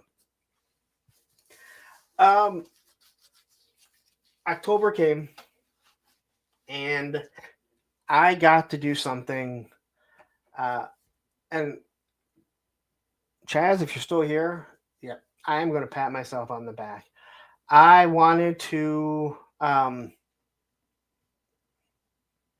do this last year.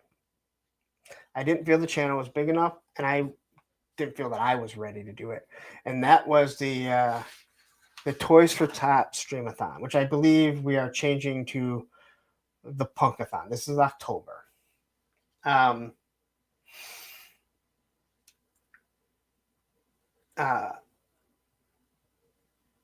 So I set out to do 36 hours live. We had to break it up into 3 different. Everything that we raised, our super chats from those 3 days on my channel, any super chat, any membership, any super thanks, anyone that sent stuff to my PayPal, if they didn't want to pay YouTube, was all donated to Sergeant Reds for Toys for Tots. And we did a whole video, and they never, I don't think they ever edited it. But I had a blast doing it. I brought on, I knew I had to have people on. And at first I thought about asking some of the bigger YouTubers to come on.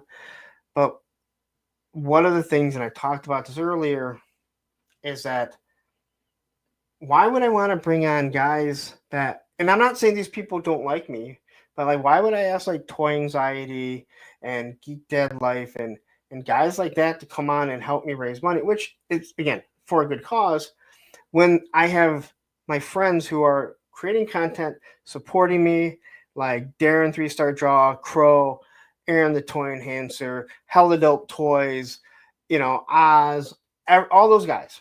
There's too many. Tony.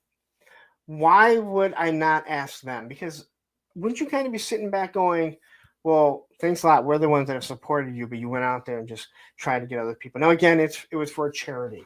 So I don't think anyone would be too mad about that.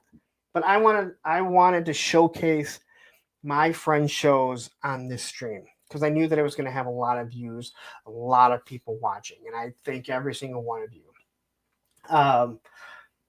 There were lulls with me because you're doing this for a long time. I actually think it went better than I had even anticipated.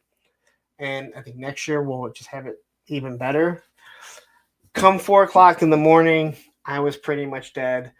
But yeah, Ronnie Trickshot and Shark Eyes, they found a way to make me wake up. I don't know what Ronnie Trickshot had. I don't know how he was able to make that thing so fucking loud, but man, he had the loudest sound effects that I've ever heard in my entire life. And we were able to raise 3,000, over 3,000. There's a lot of different ways. It could have been more money. And what I mean by that is YouTube does take their cut. Unfortunately, I'm not at 10,000 subscribers. There's a few things that you have to do so it doesn't so it's considered a charity and they don't take the cut. Now, I have to look into a few other things because as much as I would like it 10,000 subs, I'm not sure. Even if I do it next year, it won't be before October. It has to be done in October so I can get paid by August. I was watching there's a Toying Around. I don't really watch their channel, but they did something for St. Jude's.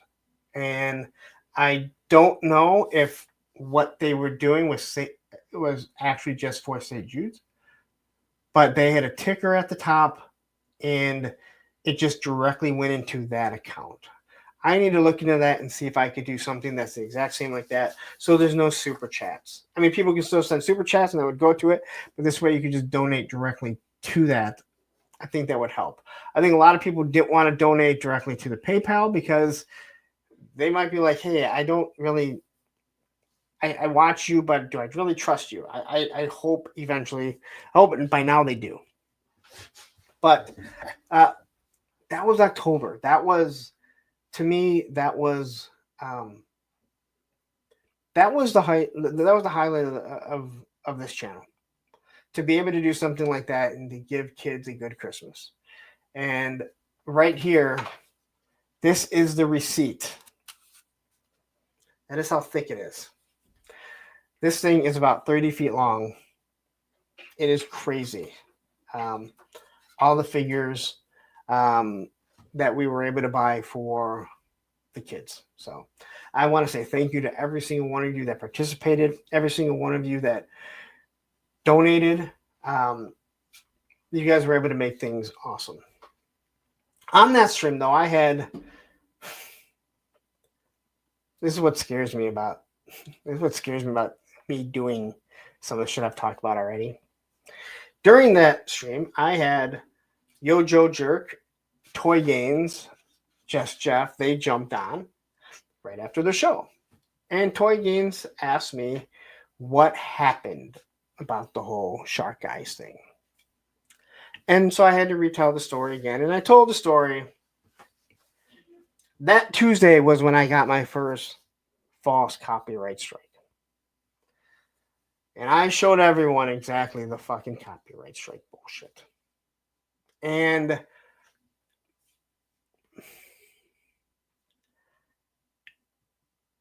it's sad that someone did that.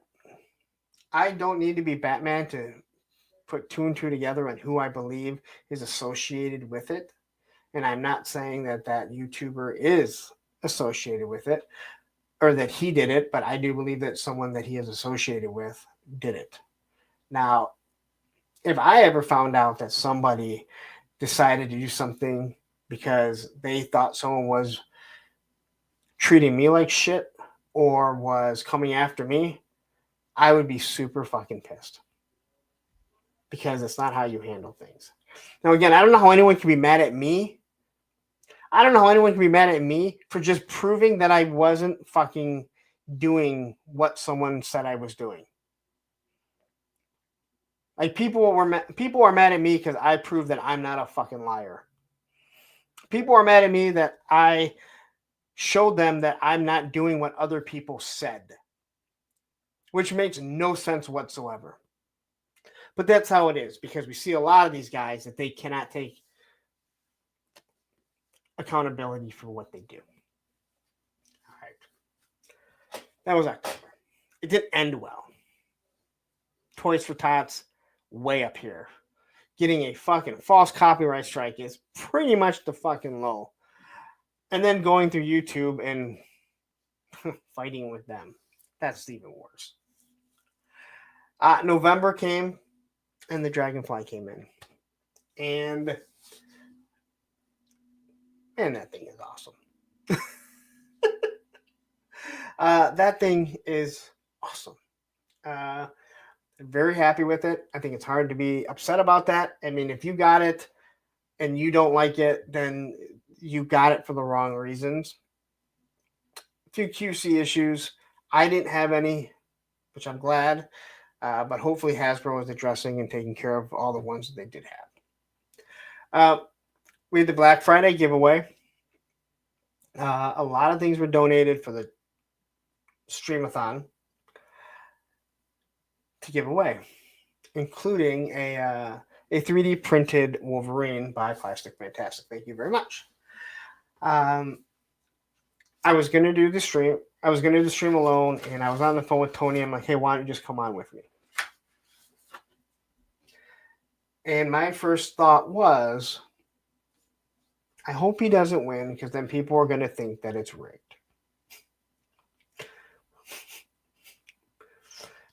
So if you're a channel member, your name already gets thrown in. But Tony put his name in. So Tony puts his name in. And he also had his name in there. So Tony and I are doing it. And I think it was better having Tony or someone on just because I can bounce shit off back and forth. So the first three were just figures. It was a Doc, Retro Cobra Commander, and a Retro Beachhead. Given away. Yes, it was rigged. So then we get to the Tiger Paw. And we spin it, and everyone could watch me spin it. And Tony's name comes up. And I'm like, fuck. And again, it could have been one of the basic figures. It had to be the first big thing. And I'm like, it's up to you. He's like, I don't really want it. I'm like, you sure? Yeah. You're all right. So by Tony giving it up, that meant we roll again or spin again, and whoever name comes up, well, they get it. But if you pass on it, you don't get to jump to the next thing. We spun, and if you believe it or not, it lands on Tony's name again. And I was like, oh, fuck, dude. Like, and now it seems rigged because he already said he didn't want the Tiger Paw. He's passing it on to the next person, but then it's not fair if I let him decide that he wanted the Wolverine. The only person that I said if it landed on the Tiger Paw that they would get the Wolverine was the guy that donated the Tiger Paw, Tripwire. Tripwire's in the chat. At least he was. It didn't land on him. Luckily, Plastic Fantastic was there, and he offered to make Tony one. So Tony passed it out. It was hilarious. It was a lot of fun. I absolutely loved it. That could not have happened again. But we had fun. Ed says it was rigged. I was robbed. 3 stars saying the same thing. It was Tony's night, yet he didn't get it. He didn't end up getting it. But everyone agreed that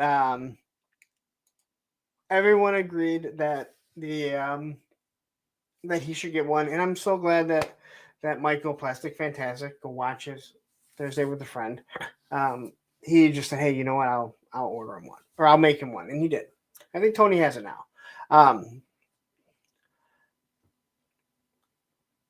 I'm just kind of reading some stuff really quick here. I was just reading what Sabir was saying.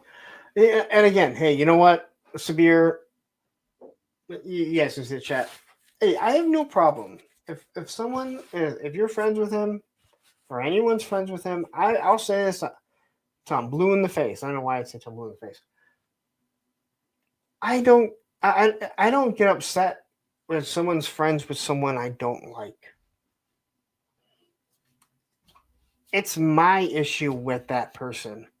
It's not, hey, all my friends should have the same issue. I absolutely hate that. I know there's YouTubers on here. and I know, and I don't even know his name, but I've been told like people had to get away from him because he had an issue if you were friends or if you were on like friends with other YouTubers that he didn't like. And I'm like, fuck that, dude. Like, no one's gonna tell me who I can and can't like. So, anyway, that was November. December, there was one thing that I forgot. So I hit 6,000 subs.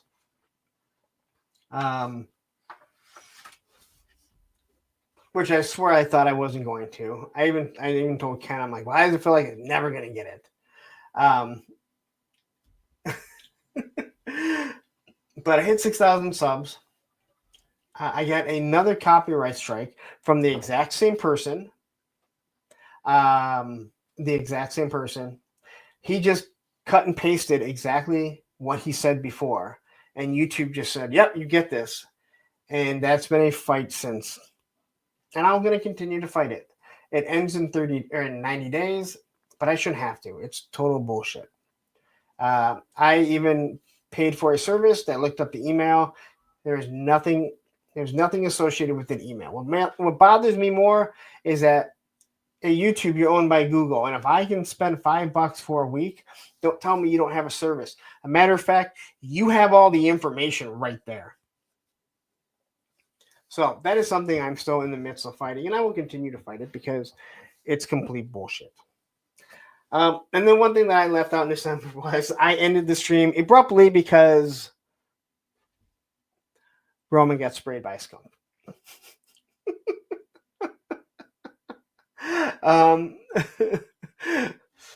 Someone will remember that.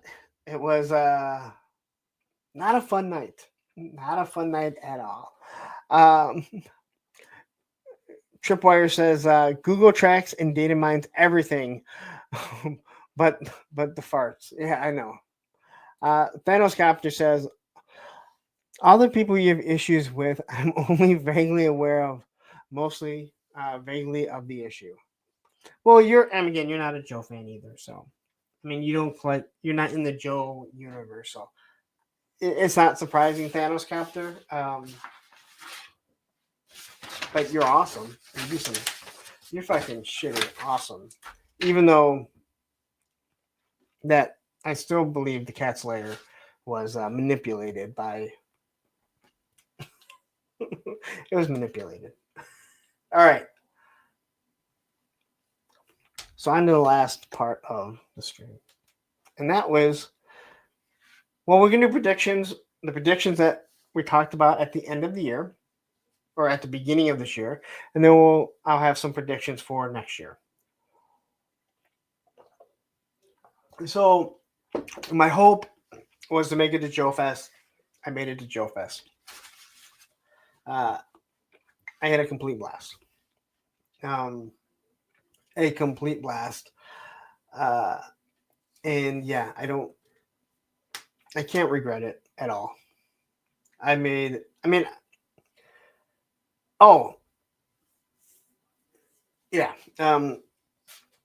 Yeah, so you made it there. Had a blast. And we already made so many of these friends, but getting to know these people. But we also met a lot of people. I do want to say there are some people that say nobody goes to a convention to meet YouTubers. And I'm going to call bullshit on that. The amount of people that came up to me that wanted to spend 5 minutes talking with me is unbelievable. It's one thing to, it's one thing to sit around and spend time with people that you've known and that you create a relationship with, but just the amount of people that just wanted to stop me, shoot the shit with me, take a picture with me. Don't fucking tell me that these bigger shows, they don't go to meet some of these YouTubers. I don't understand it. I am a person. I'm no better and no worse than anyone else. I've always said that about actors. But I also understand that it's a little thing that makes someone really fucking happy.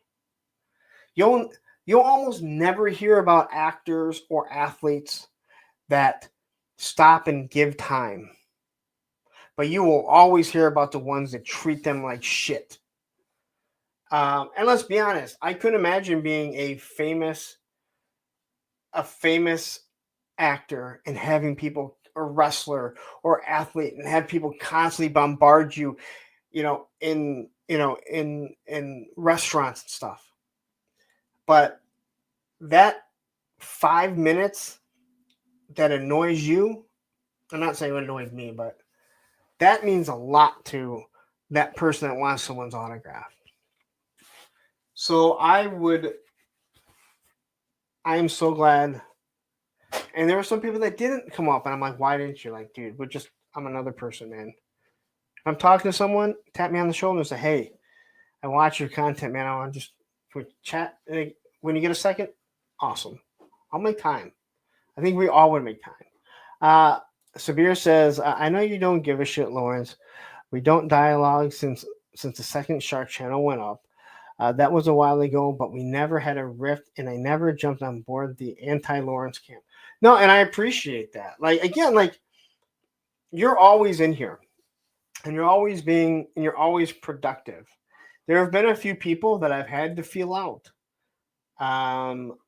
There's a few people that I've had to just kind of feel out and find out, why are they here? Because I know that they're really embedded with other channels that don't like me. But you watch them and you're like, or you listen to them and you see what's going on, and my moderators watch it and they're like, nope, there's no agenda that I see. They enjoy coming in here. They enjoy watching you and supporting you. And that is awesome. And that's all that I fucking ask for.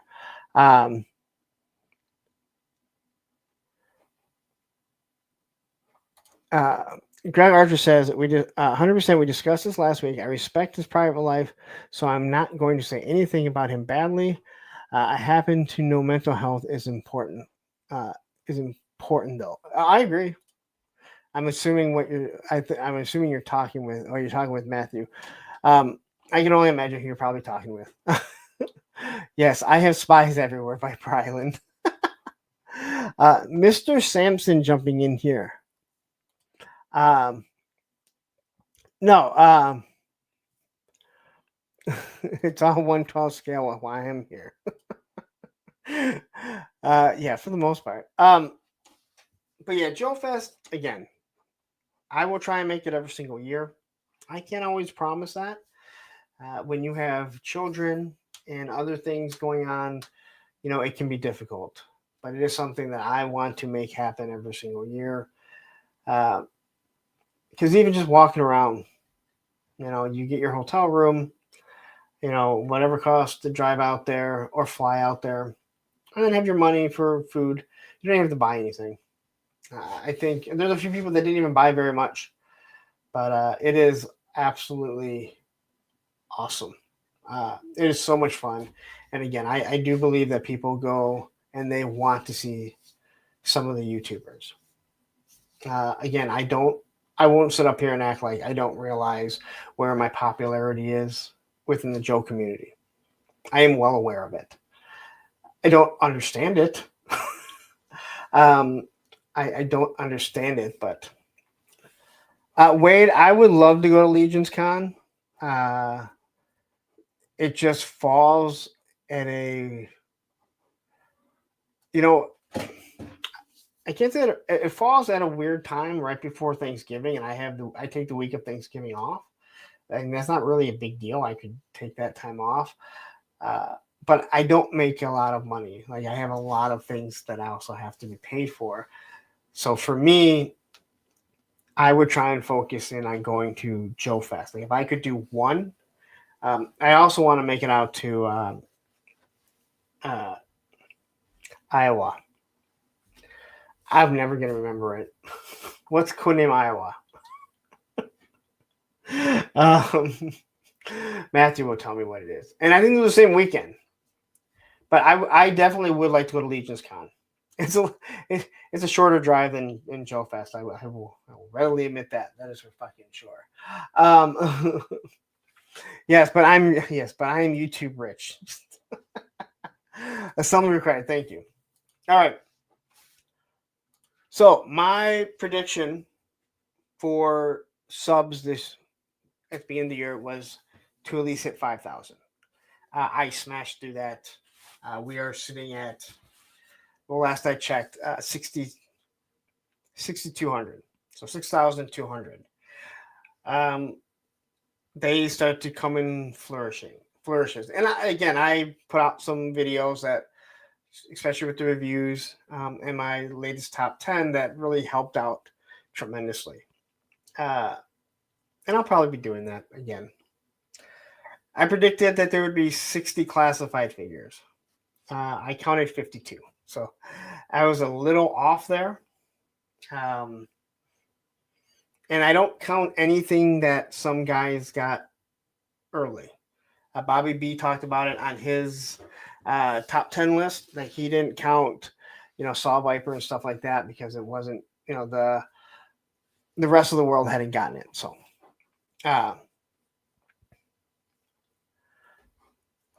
John Battle says, I love the content of all you guys and gals work so hard to provide us. I'm in for the figures and good conversation. It's a shame such a dying breed of collectors would fight for shame. And, I'm with you. And again, people can easily say, hey, you also are part of the drama. And in some ways, yes. I know with the way that I am, my attitude, just the person that I am, I'm going to speak on things. And sometimes it's going to rub people the wrong way. And sometimes that will bring on drama. But I'm not, you notice I don't go after people personally. I go after what's going on. Now, the whole thing with Shark News, well, that became personal because of what he personally said and what he did and what he implied. That became a personal thing. But I went after pointing out things that I got. Like, I didn't do any of this. Oddly enough, I've never heard an apology from him. It's hard to apologize when you flat out lie, right? Because then you got to tell everyone that you lied about shit. Anyway, okay, I predicted that Operation Monster Force would be the second biggest military line. I was probably wrong about that one. I think a lot of that also has to do with the fact that it took Fresh Monkey Fiction quite some time to get those figures out. I just predicted that it would surpass the Balaverse as the number 2 military line. I think that it probably would have, and for a multitude of reasons. I thought the stuff was that good. The looks of it, and now that it's come out, we're seeing it even more so. But from what I'm seeing, there's a lot of people that aren't too happy with where the Action Force line has gone. A lot of it has to do with people not liking the owner, but it seems like after watching Bobby B's year in review on it, that a lot of it was just very meh, in my opinion. I don't know where it's going to go. We'll talk about that when we get to our predictions. I predicted, or at least I hoped, all 4 crowdfunders that I backed would come in. And that was Skeletron, Savage Crucible, Call Sign Longbow, and Operation Recall. I got 50% of them. I got 50% of them. So I did get the 1 Savage Crucible, and we'll leave that out for what it was. And then I got the Skeletron. I don't know about Operation Recall or Call Sign Longbow. I feel like I'm going to be waiting forever for those to get in my hands.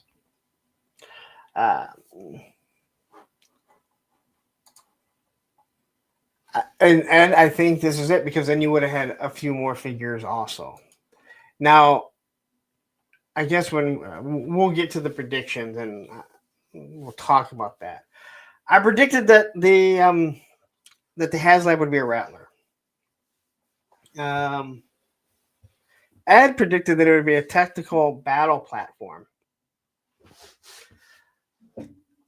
I talked about a tactical battle platform. I think that would be a great idea. It would basically be a table, so you wouldn't have to store it anywhere. It is a display piece. So I would absolutely like that. I love that. I'm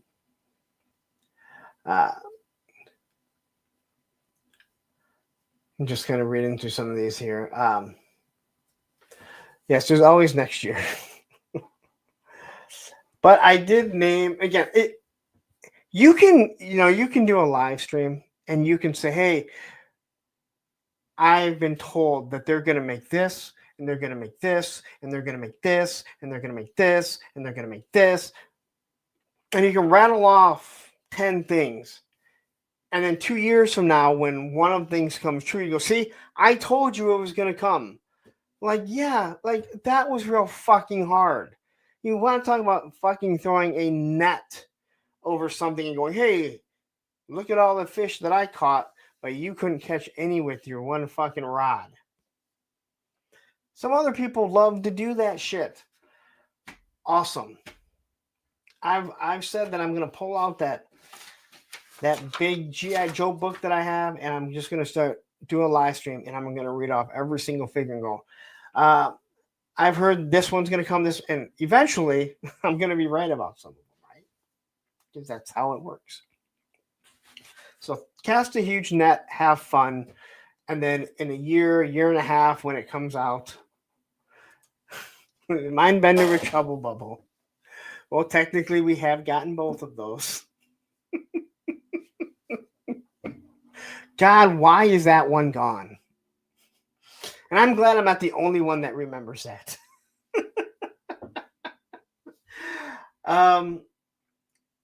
I predicted that I wouldn't miss more than 3 Mondays. I believe I missed 2.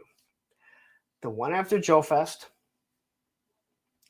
and then the one 2 Mondays after the Streamathon. Because my dumbass thought, "Hey, I can do Monday after doing 36 plus hours." My moderators, you need to make sure that if I think that I can, you need to go, "Nope, you're off that week."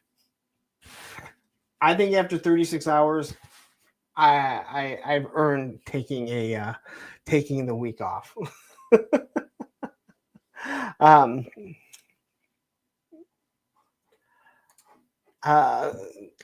Thor jumps in saying, "Hi Punk, what do you think of the McFarlane Doomsday vs Superman 2-pack Dawn of Justice movie?" I haven't. I cannot.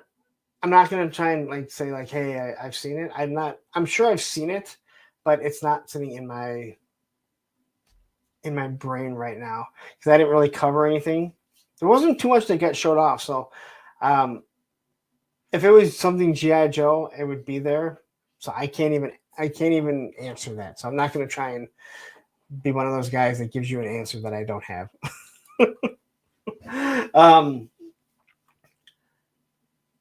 So yeah, I predicted that I wouldn't miss more than 3 Mondays, and I did not. Why? Because I have fucking problems. I know. But again, I am telling you guys, I can't do it. So if for some odd reason,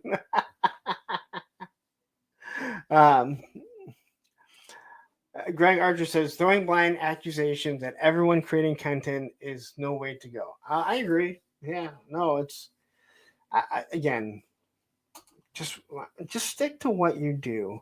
But again, I have no problem. I don't think there should be any problem talking about somebody that's doing content creation. If you want to address something that they said, it doesn't mean you have to have a beef. If I don't agree with what you're saying, I'm like, "Hey, dude, I don't know where they got that from. You put it out there. you should be able to have any type of criticism that comes along with that, right? So that's where I have a huge issue with people that get mad. You know, it's like you said this.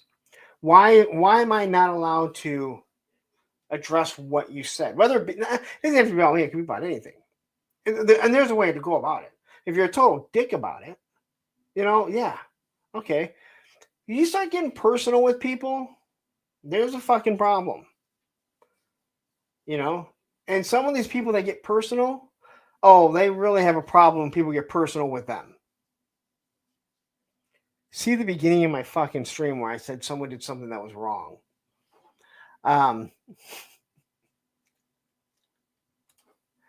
Dude, I did it. I couldn't do it the week after.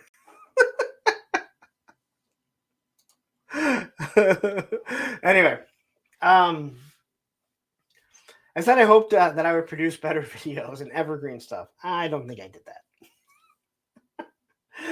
I don't think that I did that. I'm just gonna say. I think I did a little bit, but I think for right now, most of my content is going to stay the way that it's done, especially my reviews. That is how people tend to like them. It is what works best for me. But I do want to, eventually I do want to start I need to do evergreen stuff.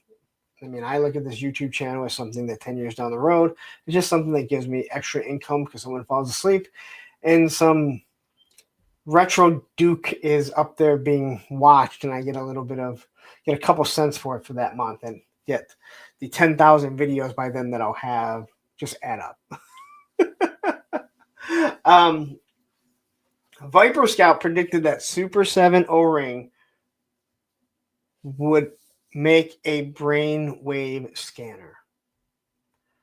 Viper Scout, you were wrong. I still think that's a good prediction, though. I think that I think Super 7 got going late with the O-rings. But they said they want to produce things that have never been done before. And I think that the brainwave scanner is something that is dead on for them to do. So there weren't a lot of predictions, but Viper Scout, yeah, you had one. You know what? I think that would be awesome. It'd be overpriced because it's Super 7. So, all right. That was really all the predictions that we had. I'm going to check something really quick here. I don't think we did it, but I was hoping. If you guys saw my post, I was hoping that we would be able to hit another 10,000 milestone. And unfortunately, we didn't make it, but pretty close. So if I can find it here. All right. I'm going to share the screen really quickly. Share screen.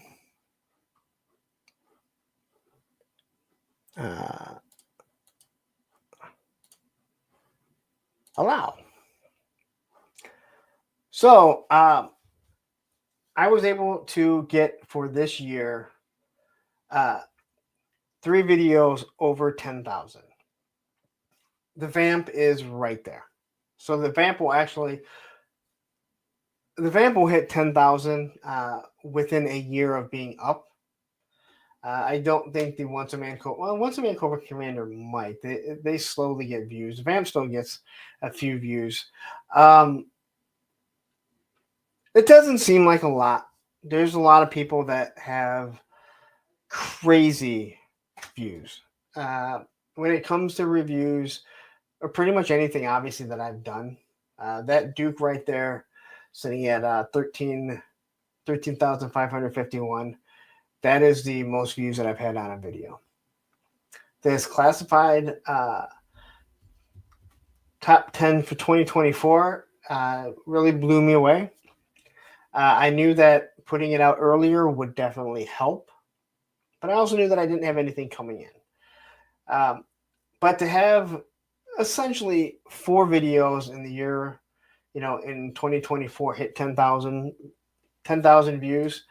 That is a big accomplishment for me. I have one other video that's over 10,000, and that was an old tour room, an old tour of my toy room. Before I really started doing YouTube, it might have been when I was doing YouTube, but I wasn't doing it like actively. I just put it out there. So I want to say thank you to every single one of you that helped do this, because obviously I'm not watching any video of mine 10,000 times. I'll give it like one view and one like.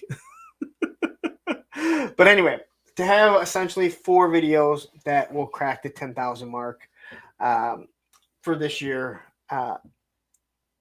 that's just a pat for me on the back. Again, it makes me feel good that people wanted to watch that. And again, there's a lot of people that look at 10,000, they go, hey, I have 30, 40 videos that have over 10,000. But for me, it did awesome. Yes. Yeah, my tour room. A tour of my toy room. And 4 dislikes. Well, dislikes, they happen. What were my dislikes? I got to go to another page to find the dislikes. Yeah. So anyway, predictions for this year.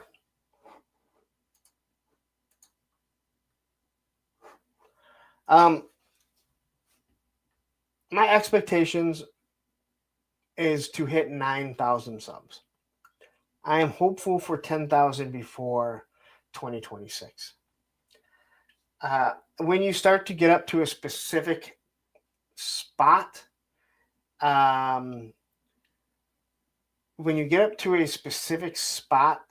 it tends to just kind of be in the algorithm, and you will take these big leaps and jumps. Travis says, awesome job. We have one 22K video. That's the SDCC Jada Toys, and 2 near vids of 10,000 as well. The Greta and APC and Hasbro interview. Yeah, the Hasbro interviews do well for a lot of people, for sure. But no, that's great. Like I can't imagine 20,000. I'm watching what Ken is doing, and I think it's amazing. Toy Connections.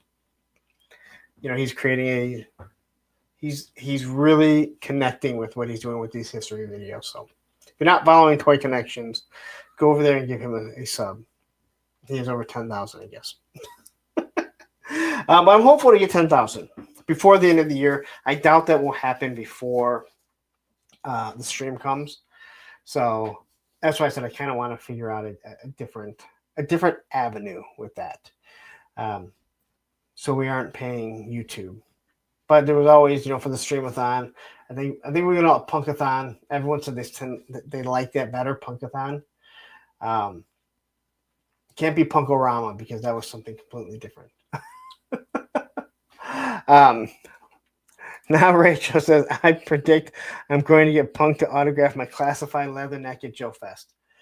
I will I will do that for you for sure.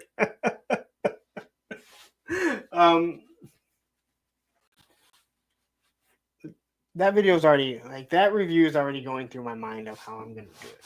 So just anyway, classified. I'm going to predict we're going to have 60 figures again. And the reason why is, first off, they said there might be a delay, yet they seem to be pushed up pretty far. We already know we have 4 coming. They just showed off 3. We just showed off 3 new retro figures that we didn't know were coming. All right. I don't know if we really needed a retro bat. Those are pretty readily available, but it looks fucking awesome. And I'm never going to turn down a bat. I'm the one that's always saying, give me bats in any color. I don't really care.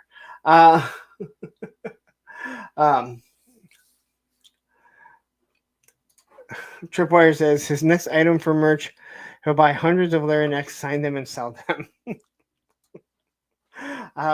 You're just gonna degrade the value there. But I do think we'll get like 60. Oh, we haven't got any type of support team for the Dragonfly. That's really odd.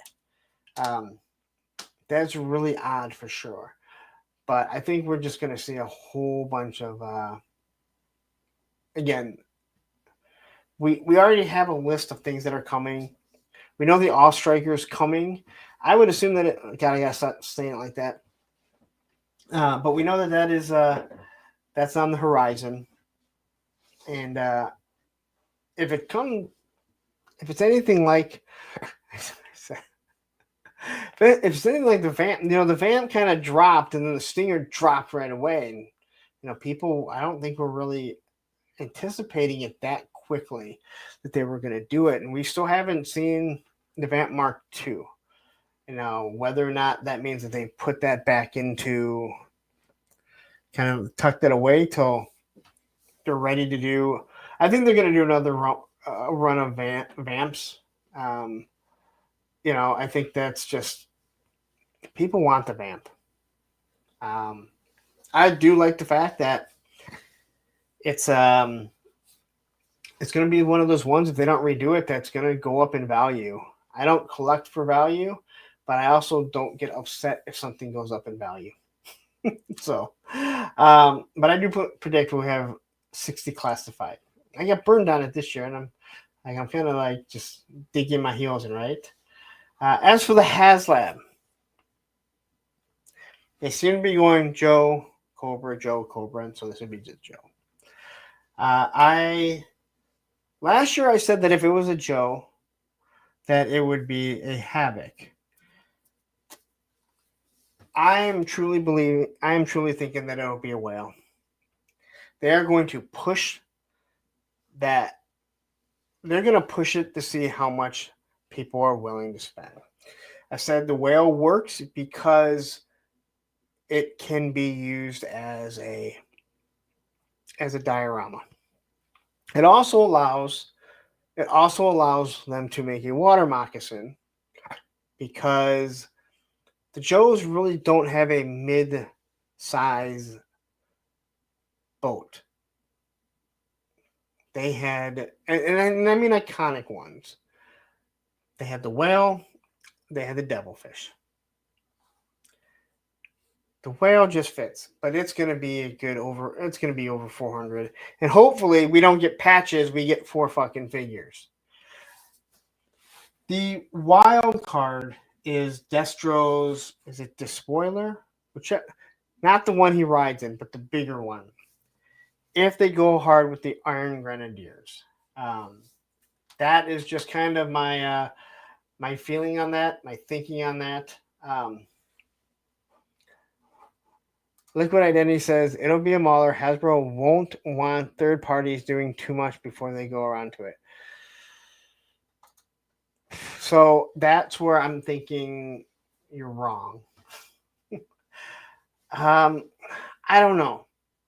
I mean, I can see what Ace is doing, but it's going to be hard to justify the price they're going to charge when what Ace is charging what he is. Also, I don't think that they. Aaron the Toy Ninja says, I think Lenny said fake tattoos this time.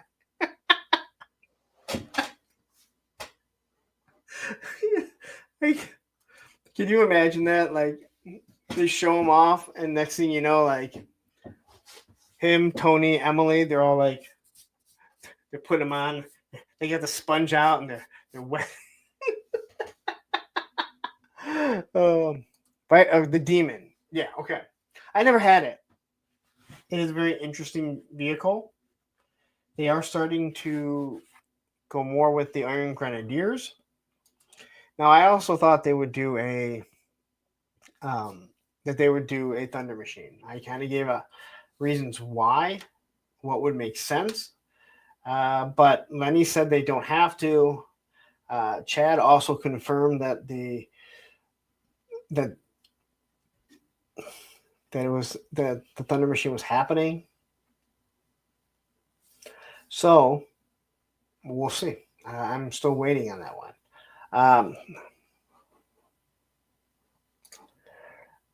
Greg Archer says Adam's right that Easter egg was too soft a hit. It's a Mauler with Steeler Mobat, whichever I get them mixed up.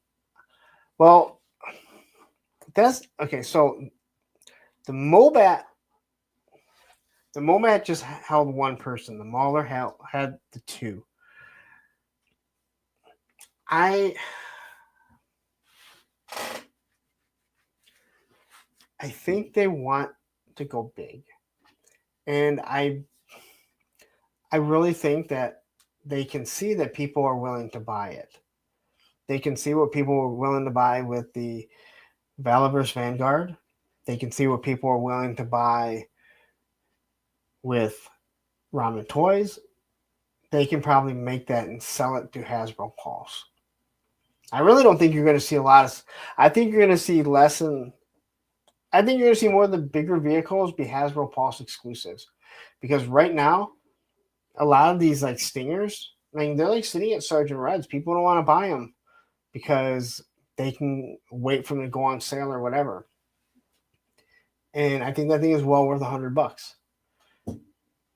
But toy stores are going to get scared of them. I really do think that. Where if it's a Hasbro Pulse exclusive, then they can make their minimum amount. And remember, before people bitch about the Vamp, that thing sat up there forever. Anyone could have gotten it. You know, like anyone could have had it. So, but that is what my prediction is.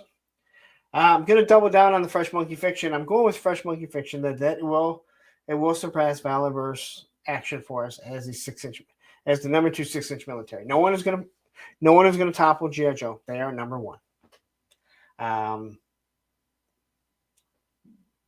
But I say Fresh Monkey Fiction because, like that whole new wave on BBTS, that is not Operation Monster Force. They're the same figures, or some of them are, but they made it clear that they are not. That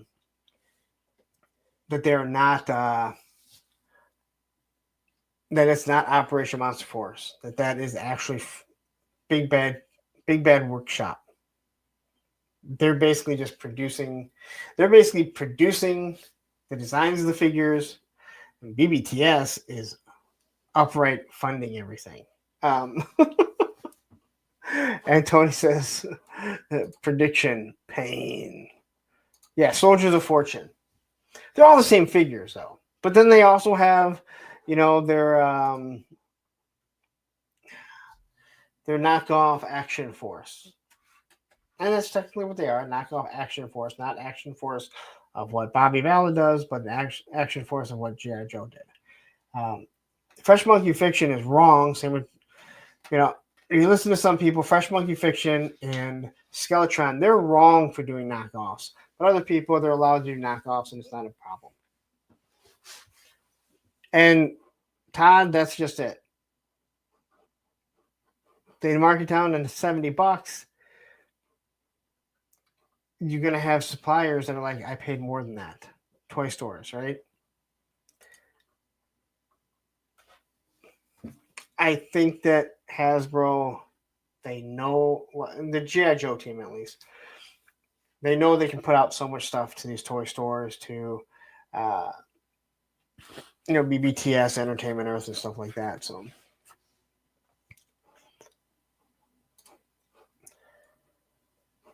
my buddy has a 3D printed one, and it's big, but it's not too big. I cannot believe I'm saying that, but it's just not too big. Robert Strevin jumping in here saying, Punk, I would love if we got a Desert Fox with skid mark just for shits and giggles, maybe around the April 1st wave. So the Desert Fox is one that I just talked about. I have it, but I don't have the front wheels, I think. And I didn't even remember it because it was after my time. And I think it's actually a really cool vehicle. I can say this. I don't think we're going to get anything that isn't iconic. They know exactly what people want. So a Mauler, yes. Again, a hydrofoil or Moray 3-star, I'm sorry, it's not as iconic, and G.I. Joe does not have a big enough boat to fight it. You got to look at the two things that go together. Even the Dragonfly right now, they have the Claw coming and they have the Trouble Bubble, but obviously we have the Rattler coming. To be honest, G.I. Joe's pretty much screwed in the air if you look at what Classified has. But I do think the Fresh Monkey Fiction all around, you got to encompass BBTS. I will say this, as much as the Valaverse completely tries to annihilate Fresh Monkey Fiction and everything that they're doing along with the owners, it makes me wonder if BBTS, who is fully behind them to the point that they have their name on it, would eventually would pull out completely and say, we're not going to carry the Valaverse line anymore. It's just something that I'm like, I could fully see them doing it. Just because you can't attack like people you're working with and be like, oh yeah, we're going to continue to sell your stuff. So, I'm predicting this is weird because I said I predicted I wouldn't miss more than 3 Monday nights and I only missed 2. I'm predicting that I won't miss more than 5. This is a grind. And 2 years of doing this, I'm thinking that there may be some times that I just need to take, and it won't be like, oh, I'm just not going to stream. It'll be stuff where it's like, hey, I just need kind of a vacation. I just need to just get away a little bit. So I'm predicting I won't miss more than 5. There can be a grind, and more than anything, I'm just thinking I need to take time off, and I mean vacation, like just get away for a weekend alone, and stuff like that. Joe Fest, I'm once again hoping that I will make it there. That is that's the one thing that I want to do when it comes to this.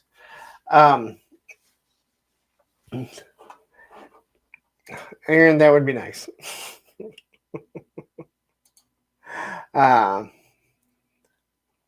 You're right. There are no vacations, Tripwire. That's kind of the problem.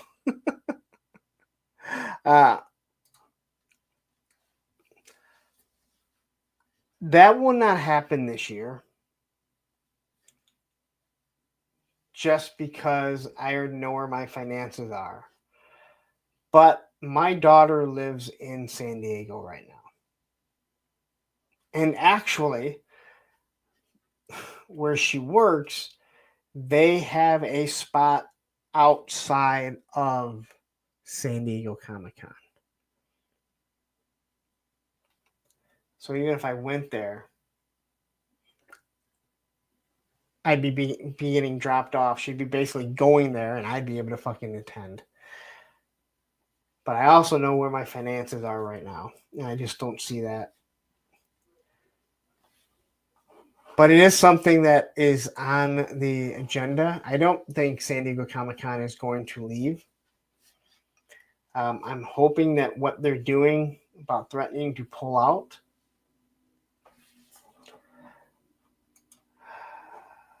That's what she said. I'm hoping that will be something that the people of San Diego, like the mayor and everything, and these hotels go, all right, we have to back off. We can't fucking keep gouging people, because that's exactly what they're doing. And you go to Joe Fest, and he's working with them. Now, again, I know Joe Fest is not even close to being what San Diego Comic-Con is. But it still works. Like, hey, we're going to bring in so many people to your hotel and the surrounding area for a weekend. Why wouldn't you want to work with us? you're going to make more money. They gouge people, and it sucks. Coco Smooth, the casual collector, jumping in here saying, well, if you do show up in San Diego, we should get tacos. Believe me, if I show up in San Diego Comic-Con, every single person that I have chatted with, I want to meet. I'm trying to avoid Travis if he goes again. No, there's a few people. I'll be honest. There's more people that I know and that I talk to. There's more people down, that go to Joe Fest, but I definitely want to go to San Diego Comic-Con. Matthew says the hotels don't want San Diego Comic-Con there. It kills their business. I know it sounds weird, but it's what they've said. Also why it may have to move. And that would suck. I mean, it really would. Rachel says Punk will have a better chance attending a South Dakota Comic Convention. Well, I can just go to Motor City Comic Con.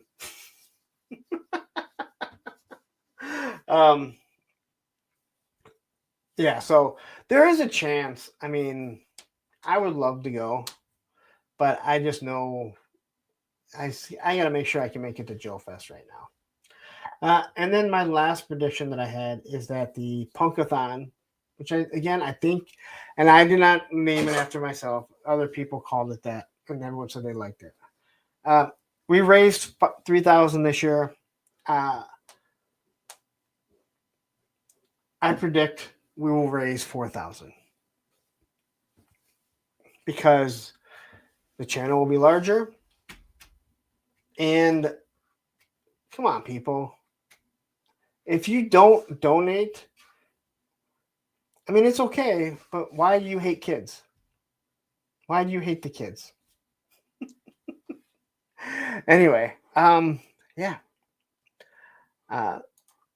Wart just says, I own a property management group that takes care of timeshares and vacation club owners, and I rent out massive hotel and resort rooms almost 8 months in advance. And yes, we hold the inventory until.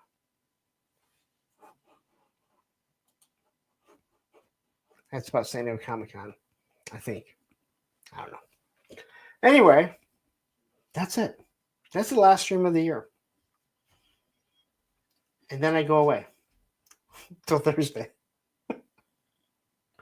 Thank you guys all for tuning in, though. I don't have to work tomorrow, so I feel like it's awesome. We're going to see Gladiator 2 tomorrow.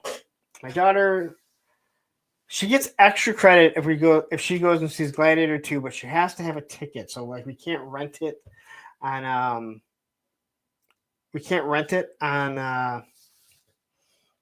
Amazon or anything. But I like one of those movies. So, but I don't think she's seen the first one.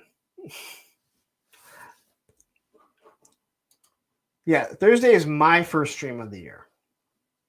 Now I might be on with Oz because he does a live stream New Year's Eve, so I might go on there. Yeah, I didn't hear real good things about it, but the thing that I can tell you is that when my daughter and I see a movie, especially when it's bad, usually there's not many people in the theater, but you guys watched her, so you can only imagine the jokes that ensue between the two of us. All right. Yeah, it's kind of an expensive show for us because we could tell jokes without paying for it. But yeah.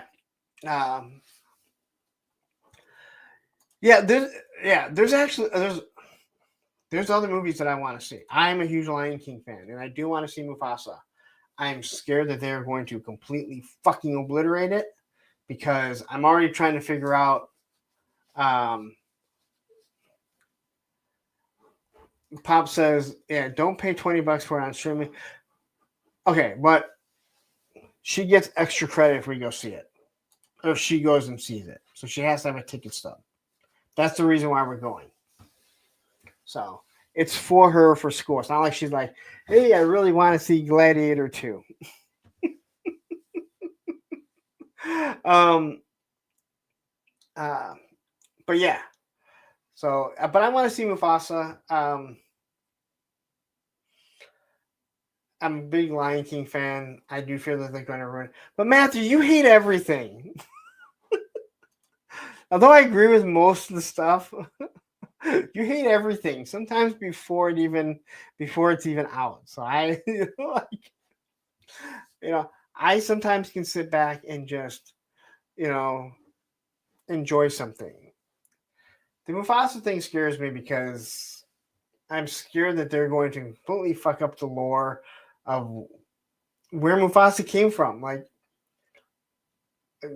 right now, like that movie, from what I'm seeing, it looks like there is no um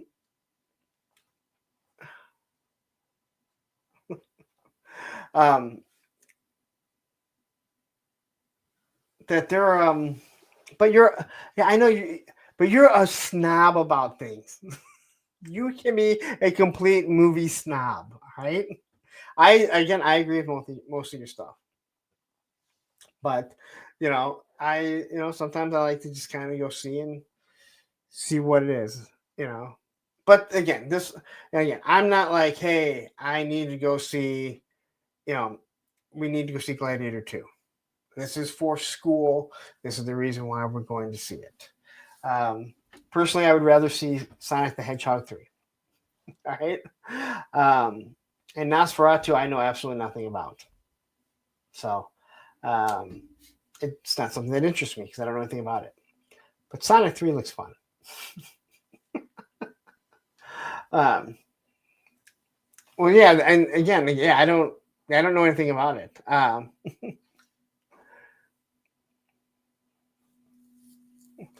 But yeah, so we're going to see that tomorrow. Like I said, we've seen a lot of bad movies, and usually, movies, especially when we go, it's usually not that packed. When it's bad, that's when we become the two old men from the two old guys that I have sitting over here from the Muppets, ripping on shit. But again, I think you guys have gotten more than a little bit of how Olivia is, which is, again, it's a treat. Yes, Statler and I don't know why I can never remember their names. I literally have them sitting right here.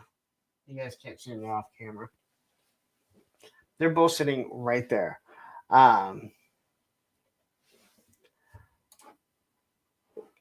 J Solo Art says you have to see Nosferatu 1 to understand Nosferatu 2. Well, like I said, I think it's a horror movie, right? So it's not something that really interests me.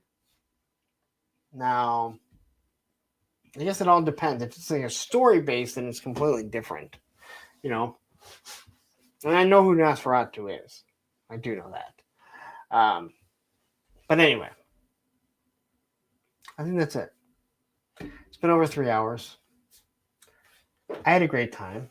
Thank you guys all for listening as we went back through the year in review. I'm sorry that I had to bring up shit that was drama based. Okay.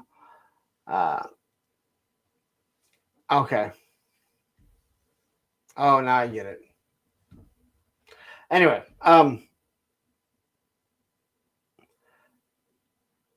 yeah. I don't want to bring up drama, but again, it's stuff that happened this year. Hopefully there's no more of it this year.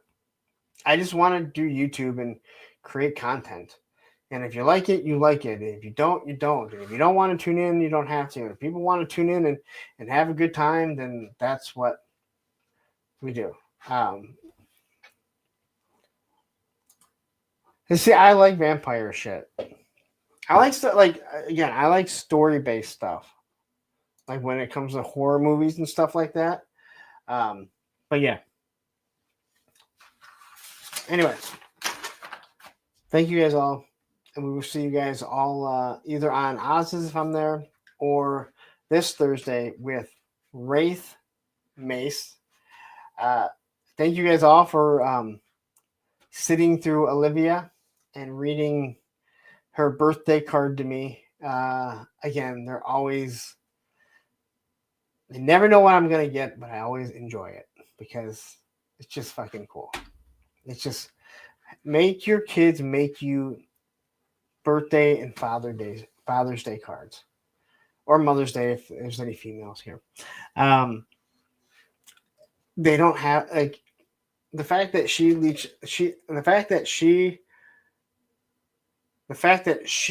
attaches shit that we do makes it all worth it. So, again, enjoy those times because God knows how long it's actually going to last.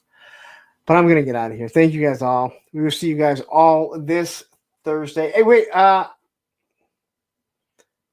Matthew, are you guys doing a stream tomorrow? Or did you guys record something or not?